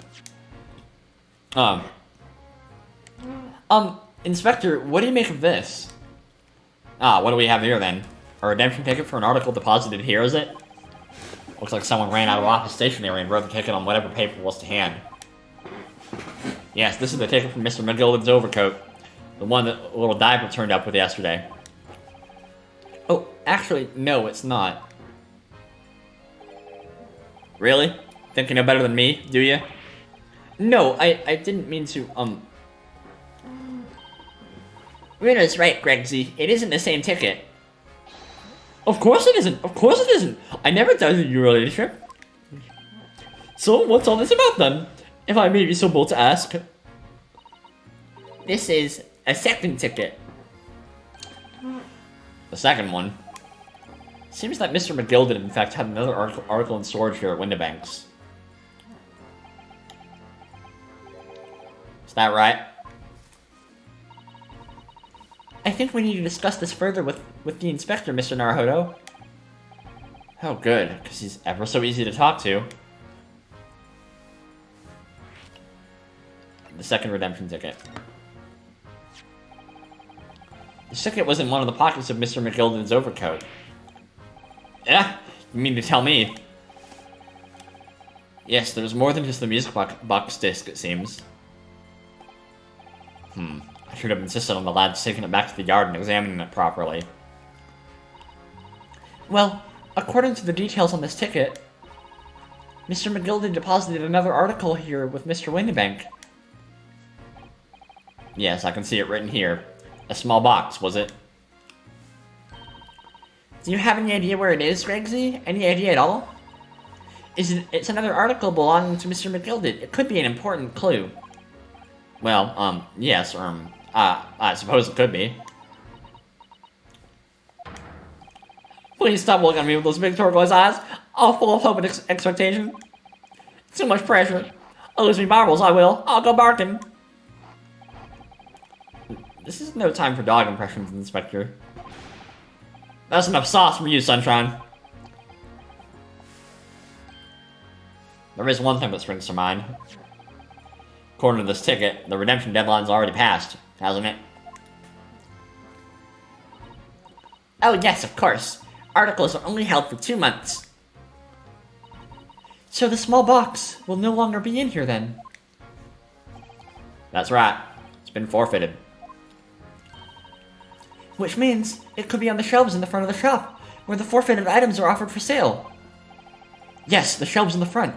You must search them all at once. What if it was bought? You're wasting your time. Oh! There are dozens of little boxes out there. Hundreds even. We can't possibly know which one might have been McGilded's. That information's not written in the ledger. Ugh.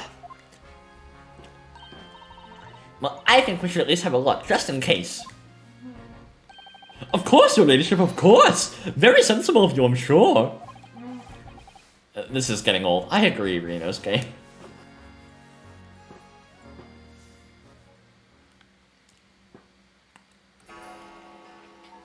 Dong, dong. Massive cock. Ow! I nearly jumped out of my skin there. How can Mr. Windibank set such a wicked trap? I doubt he set out to scare anyone. Is that really the time? I think perhaps we should pay Gina another visit soon. Oh? Her trial is tomorrow. We must establish whether or not you'll be defending her. I think we should ask her one more time. She may have changed her mind. Don't you remember, Runo? You told her she could rip up the representation papers if she didn't want to be your lawyer. Really? Did I say that? Yes. Yes, you did. The deadline for submitting the paperwork is fast approaching. In that case, we'd better hurry back to the prison and talk to Gina again. Alright, let's go to the prison then.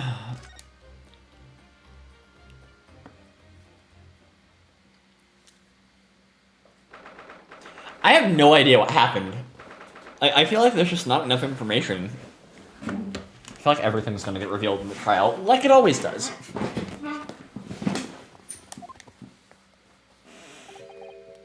Ah, Gina. Good, you're back. Ah!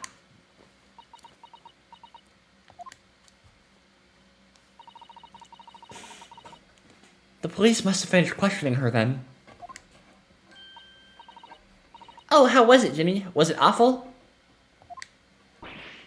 Eh? Oh. Didn't bother me. Thank you for the papers you signed for. It meant we were able to investigate at Windibank's. Oh, right.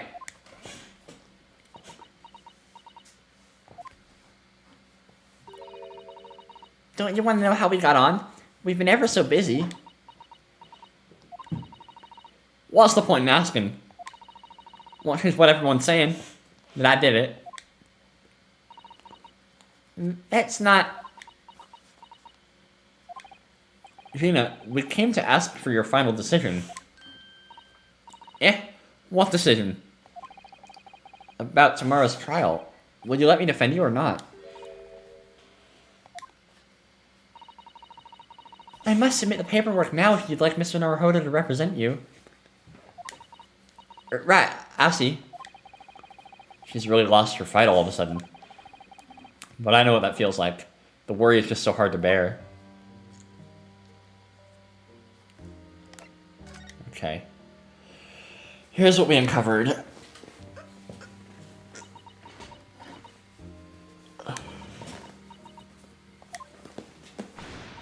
Oh, alright then. Blimey, give it a rest with them eyes, Iris. So come on then, fill us in. Who done it? Unfortunately, we don't know that yet. You don't say. We don't know yet, Gina. But Mr. Naruhodo and all of us know that you were innocent of this crime. And while we haven't yet managed to work out who the real culprit is, there are a number of interesting facts that we have managed to establish. Oh yeah? Like what? Well, for example, the reason for you being there in the first place. I think I now know why you broke into Windibank's that night. So I'm gonna have to take some evidence that clearly reveals the reason and thrust it into Gina's face. Or I could present it to her calmly, I suppose. Alright, well, let's do that then. We found this in Mr. Windibank's storeroom. The manuscript of Iris' latest story. Ah! Oh, right. Well, that's good then. Curiously, the storeroom at Windibanks showed no sign of being ransacked for items of value or the like, with one exception: the box file that housed this manuscript. It was you, wasn't it, Gina, who broke open the box containing this manuscript last night? Eh? You were determined to find out whether or not the Hound of the Baskervilles was really there. That's the real reason you broke into the storeroom last night, isn't it? Ah! Why don't you tell us what happened, please?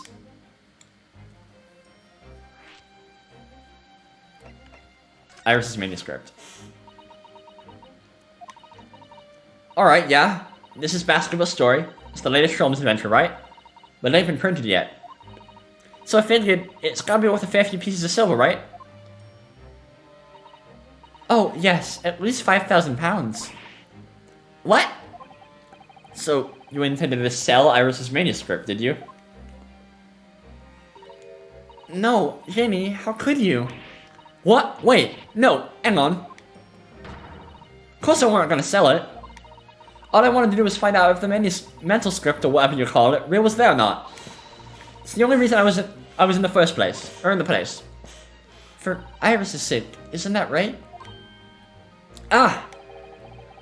We knew why you'd done it from the start, you know, of course we did. But... I knew you wouldn't do anything mean like that, Jenny, I just knew it. Well, when I saw the manuscript in the storeroom, it reminded me of what you said the night before. God, I'm sure a lot worse than that, believe me. Barefaced liars, the lot of them. You just ain't realized it yet.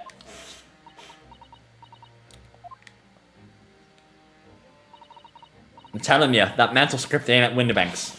You'd soon see if you had a look at it. If I'm honest, I have wondered if Hurley's telling me the truth sometimes. I mean, that I sometimes wonder if he might have hidden my manuscript somewhere. Somewhere I don't know. Even though it's wrong of me to doubt him.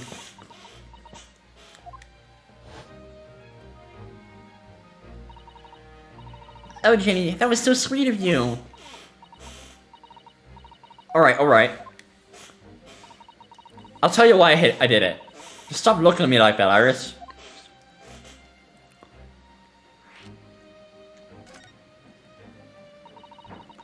It weren't because of Iris. It's not why I did it. I just wanted to know the truth, that's all. You wanted to know if Mr. Sholmes was being honest. If he'd really deposited the manuscript at Windibanks. It's like I told you the night before. Never had a father. But Iris isn't. Iris is a lot ain't like mine. She's got a dad, only she can't see him. And I reckon that's gotta be harder. That's why she writes her stories. They're about her dad, really. That's what it sounded like to me, anyway. Last night, when I was listening to what you were saying. Stories about Daddy? You mean, they're not the adventures of a great detective, so much as the adventures of a great detective and his trusty partner. Well, so I see it, yeah. You're so thoughtful and so kind, Jenny. Yes, and we never thought any differently, did we? Look, give it a rest, will ya? I hate all this chummy nonsense, do ya? I hate it. I don't trust no one, right? That's how I work. Because if you don't trust no one can let you down. So leave me alone. Go on, scupper.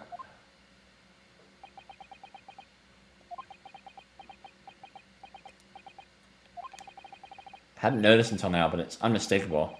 Right there on both sleeves of that overcoat are some very suspicious red stains. What? Why are you looking at me like that? I think maybe we're presenting some of our other findings in that area to Gina now.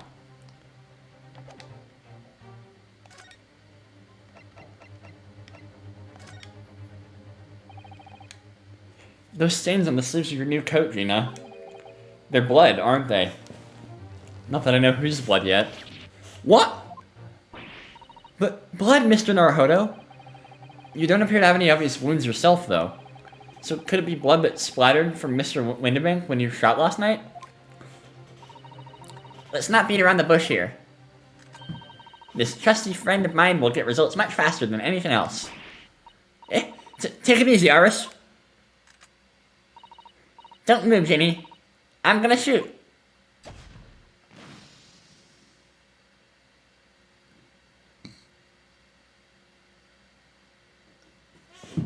Uh-oh.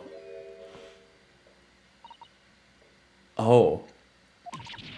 Oh my! What the? Forget the sleeves. The whole coat is covered in blood. Of course. The black color of the fabric was masking the stains. That's why we haven't seen them until now. And the blood has reacted with a chemical to turn a purple color. It's interesting that it's only covering the overcoat and not the rest of her jacket. Or the rest of her outfit. Which matches one of the samples you've already collected perfectly. Which one was that? Thrice fired Mason! Oh no!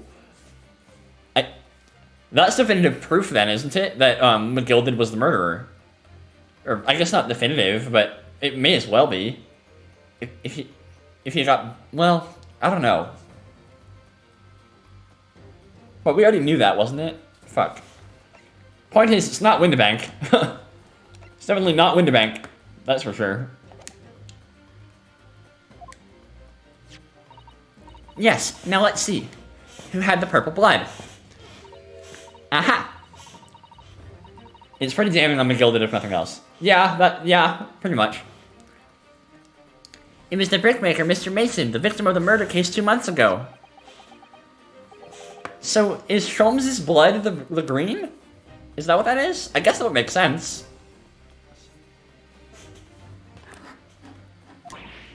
What are you all on about? The victim? What do you mean?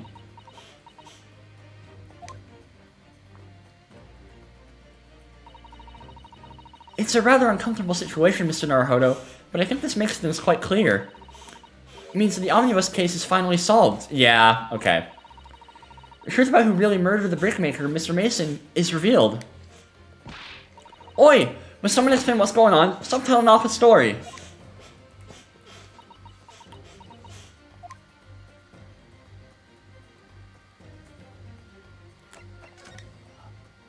Truth of the omnibus case.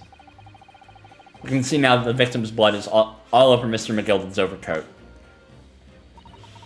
But in the trial 2 months ago, the defendant said this in his testimony.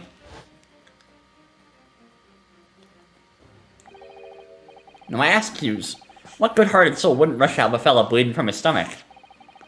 Wasn't about to start worrying about me gloves now, was I? Reach out to give the man a hand. Pretty sure I've given him a different voice every single time. But if you look at this overcoat now, it's clear. These stains could have arisen from Mr. McGilded trying to pull the victim to his feet. I just remembered something. How the fuck does this guy come into this case? Because he was like in that one first scene at the very beginning, and he has not returned. Was he one of the thugs? Is he the murderer? I don't know. But the fact that he hasn't turned up at all is... The fact that he hasn't turned up at all is really suspicious. Sus. He's sus, even. A sussy baka, if you will.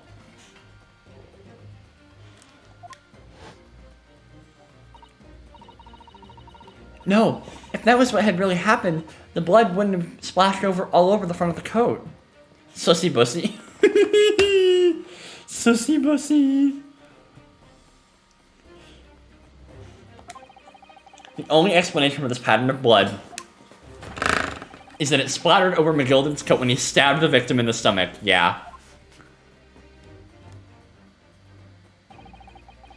I need to stop doubting myself whenever I think things like this, because, like, that was pretty obvious. Tried to run from the truth for long enough. There's no escaping it now. True culprit in that case. Mr. Mason's killer.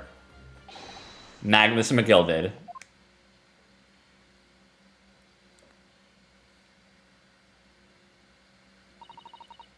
Mr. Naruhodo, that horrible case is solved at last. And I helped the man walk free from that trial. Use all that twisted testimony and all that sham evidence to prove his innocence. How could I have let that happen?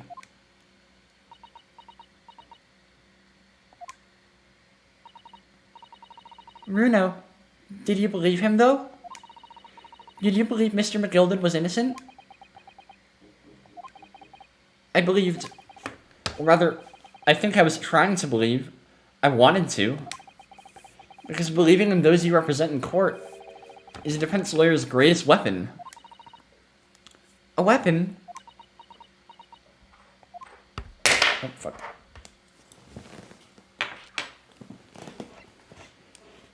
A lawyer's weapon. Before we came to Great Britain, a great friend of mine taught me a valuable lesson. You mean Kazuma-sama? Oh, Kazuma. Oh shit, I have to do a voice for Kazuma. Listen, Ryunosuke. We lawyers are only human. No, he has to have like a cool, suave voice. We lawyers are only human. We can't know for sure what is the truth and what is a lie. Which is why we must resort to our primary weapon. An unwavering belief in our clients. That's all we really have. Unwavering belief? Only when we truly believe what our clients tell us, when we fight with everything we have for their cause. In any battle, there can be no victory without faith. Man, I can't believe every single character in this game is worse than this man. Who also is definitely not actually dead. I have no evidence for this, but he's not actually dead. I swear.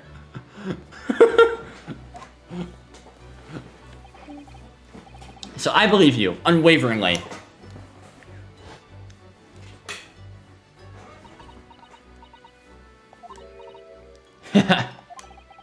What's funny, Gina? Kor, sounds like in this Empire of Japan you come from, everyone must be soft. Well, come on, look at the mess it's got you into. Relieving that bug trotter.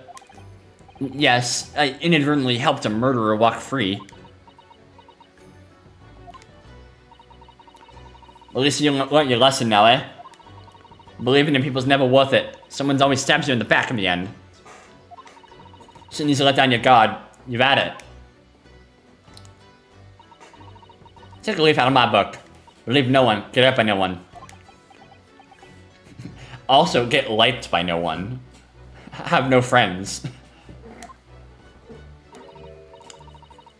Hey, Gina, may I ask you something? What? I'd just like to make absolutely sure. What would you like us to do with these representation papers for tomorrow's trial?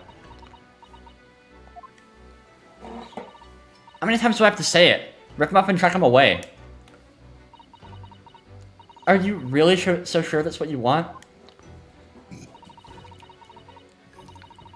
I bet that's what he wants and all now. Mr. I'm a believer lawyer over there. Don't forget it was me in that trial 2 months ago. I led everyone up the garden path, didn't I? And you're telling me you can believe in me after that? Not likely. Well, Mr. Naruhodo, a lawyer's primary weapon is an unwavering belief in his clients. Ultimately, it comes down to whether or not I feel I can trust Gina after everything that's happened. I trust her. Gina, let me say it again. Please allow me to represent you in tomorrow's trial. Are you half-baked? Not at all. You've not once admitted to committing the crime, have you? What's more, I believe that you're telling me the truth. Seriously? Mr. Naruhodo? Didn't you hear all what I said before? I'm a born liar. If you just trip off your tongue. And I'm a diver, don't forget. I pulled the wool over your eyes 2 months ago and got you into all sorts of trouble. Why would you ever trust me now? I just don't get it. Gina. I do understand why you choose not to put your trust in others. But I assure you, there's more to this life than you yet realize. What do you mean? The world we live in is full of people you would do very well to trust.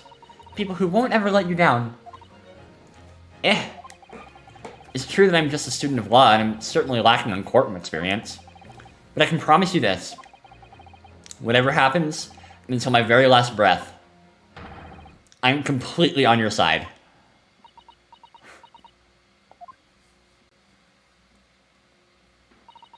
What do you expect me to say to that?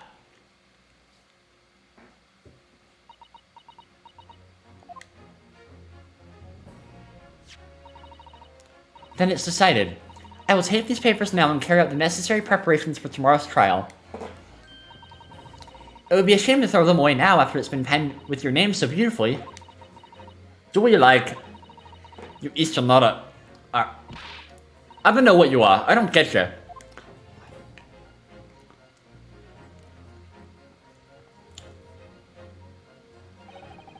Gina's taken herself off to the back of her cell. She'd never admit it, but I hope she's feeling relieved. That turned out alright in the end, I think.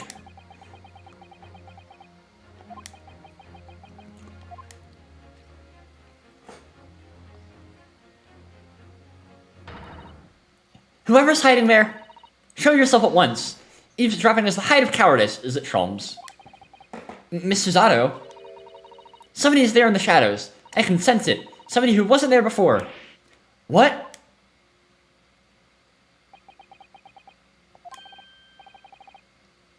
Blimey, you're sharp, eh? Oh! I suppose you were using one of those mystic Japanese arts, like the art of stealth I've heard so much about. If anyone was being stealthy, it was you, Inspector. Grazie. Oh dear me, I'm most terribly sorry, your ladyship. I didn't mean to startle you.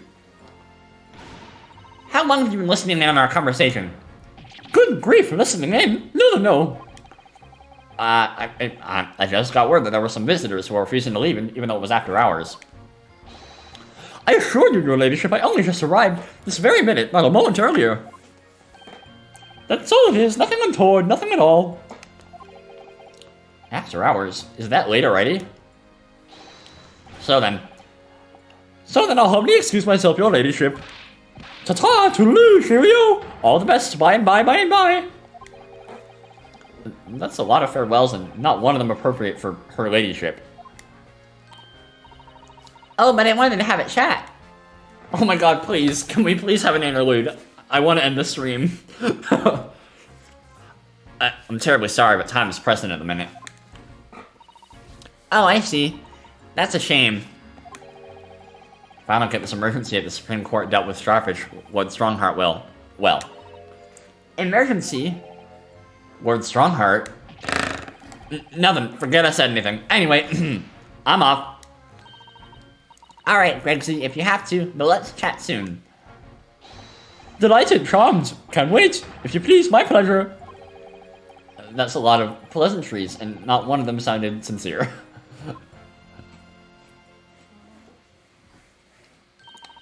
Gregsy's so funny. He says such silly things. It's certainly entertaining to see an inspector of the police fawning to a 10-year-old girl. But anyway, I wonder what this emergency is at the Supreme Court. I must attend the court's office now before it closes. Yes, of course. Thank you, Mrs. Zato.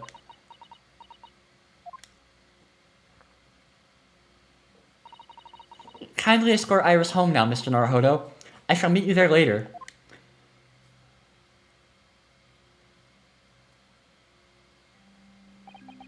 And so our investigation came to an end. Mrs. Zato-san went to file the necessary papers for my defense of Gina the following day. And then it hit me. I could no longer suppress the wretched feeling that had been gnawing away at my insides. Tomorrow, Suzato-san will be leaving. Leaving Britain and making her way back to Japan.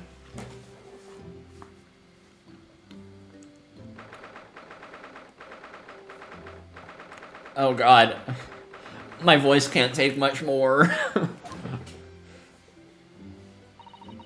Naruhodo-san, it's been a very trying day, hasn't it? I do hope you're not too exhausted. What about you, Suzato-san? Today's been even more trying for you, I'm sure. Mr. Sholmes was shot before our eyes. Gina was arrested. All on the back of the news that her father has fallen ill and she must return to Japan at once. I hope your father recovers soon. Thank you for your kind words.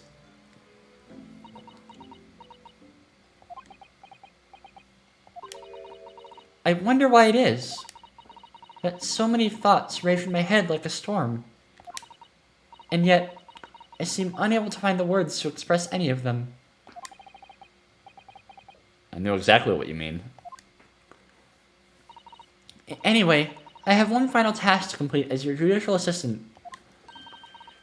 Once that is done, I shall make preparations for my departure tomorrow. One final task. Oh my god, there's more! Fucking shit. Okay, one last conversation, please.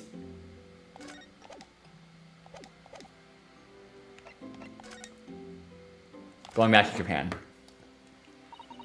It's just 2 months since we arrived in London, but we've managed to establish this office. It was finally feeling as though we were settling in. I would be lying if I said I felt no regret. I'm so sorry, Suzato-san. It's just so sudden. I really don't know what to think. I've had no time to gather my thoughts. I know I've only been here a short time, but in my limited experience of the courtroom, I feel I've learned something. And what would that be? It seems to me that there are many facets to people's personalities. Facets? And like a jewel, the light plays off them in complex patterns, illuminating their actions and their motives. But we see only a small number of the total facets, and what is illuminated is only a part of the whole story. What lies in the shadows? What do those facets we cannot see look like? Perhaps there are some parts we'll never lay eyes on for as long as we live. That's so true. Sometimes I feel as though I'm blind to so much. But I keep hoping that one day it'll all become clear. That all the facets will be illuminated and I'll finally understand how everything fits together. Naruhodo-san. I suppose what matters is that we keep our eyes open and keep moving forward, even if the way sometimes seems dark. It's amazing to think it's just been 2 months. You've grown so much. Sorry? I've what? Oh no, it was nothing. Unimportant. Tomorrow's departure. Do you know what time you will leave London in the morning? Yes, I picked up my ticket earlier. I shall be leaving here at 4 a.m. Oh my god. I see. Well, I'll escort you to the station. Absolutely not. Sorry? I'm sure you realize why I couldn't possibly let you do that. You have a very important day ahead of you tomorrow. Gina's trial. Yes, I know, but every word you utter will have the potential to determine Gina's fate. You must get as much rest as possible. Even though, like me, I'm sure you will find it hard to sleep. But please, for me, do try. One final task. You mentioned one final task a moment ago. What did you mean? Oh my, I nearly forgot. Please, I want you to have this. What is that? Some huge bundle of documents. It's my notes, from the case 2 months ago. The murder that was committed on the omnibus. The McGilded case. It seems to me this case of Mr. Windibank's murder, of which Gina is accused, is very much tied up with that omnibus case, in ways that are not yet completely apparent. So I took the liberty of consolidating my writings about the case for you. With everything else she's had to think about, Suzato-san still managed to do this. And all neatly laid out for me in her beautiful handwriting. It was my pleasure. I can only hope that it will bolster your case tomorrow for Gina. Thank you so much, Suzato-san. I will do my best to use it wisely. You really are the best judicial assistant in the world. Well, that's extremely flattering. But I'm sorry to say that I've been a complete failure. Why? What did you do? Sorry? I didn't quite catch what you said there. Oh! Ignore me. I was just mumbling to myself. The gilded case notes have been entered into the court record. Well, now I have to look at it. Well, it's getting rather late. Okay, let me see this before we nod off. Notes collected by Miss Suzato about the gilded case that we worked on 2 months ago. Case summary. Victim found deceased on the last scheduled omnibus on the day after a stab wound to the abdomen. Details of victim. Name, Mason Milverton, male. Occupation, brickmaker. Domicile, East End of London. Trial summary. Defendant, Magnus McGilded. Prosecution attorney, Lord Barrack Zeeks. Defense attorney, Ryunosuke Naruhodo. Conviction was assured with 3 eyewitness testimonies. However, a surprise 4th witness's testimony resulted in acquittal due to insufficient evidence.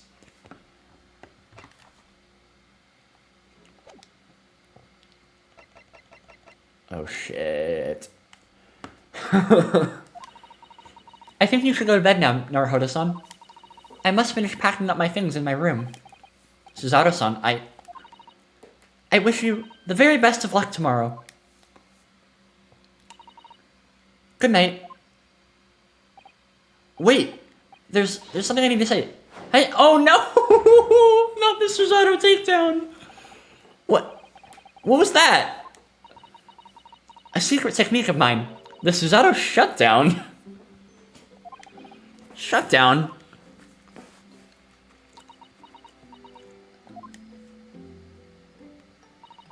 Please, I implore you. If we have to voice our goodbyes, I won't be able to hold back my tears. Oh no.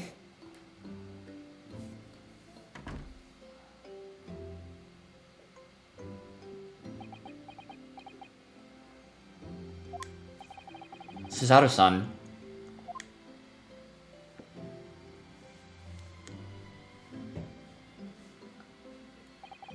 It truly had been a trying day. On repeat for hours, getting Trina to open up to us, and learning the truth about that nemesis of a case. Physically and mentally, I was exhausted, and yet the idea of sleep seemed impossible. But I forced myself to close my eyes, and as a cacophony of scenes of our lives here in London played through my mind, eventually, my fatigue triumphed, and I fell into a deep sleep.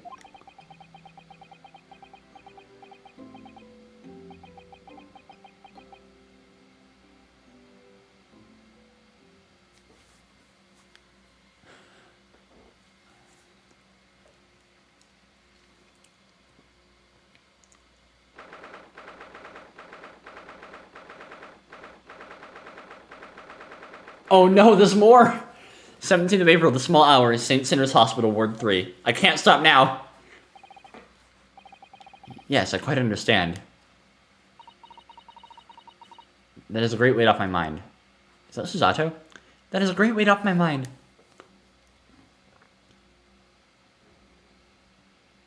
And Sholmes, rest assured I shall put everything in place exactly as we have discussed. Thank you so much. Oh, thank you so much.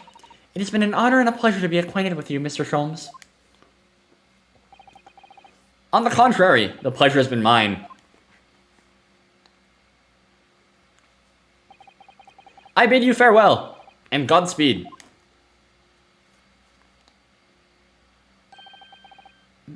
My dear madam. Oh no, what do they know? What was the purpose of this? Fuck, to be continued. Ah! That was so good. Everything about this whole investigation was really, really, really, really good. I cannot wait to see where things are gonna go in the trial.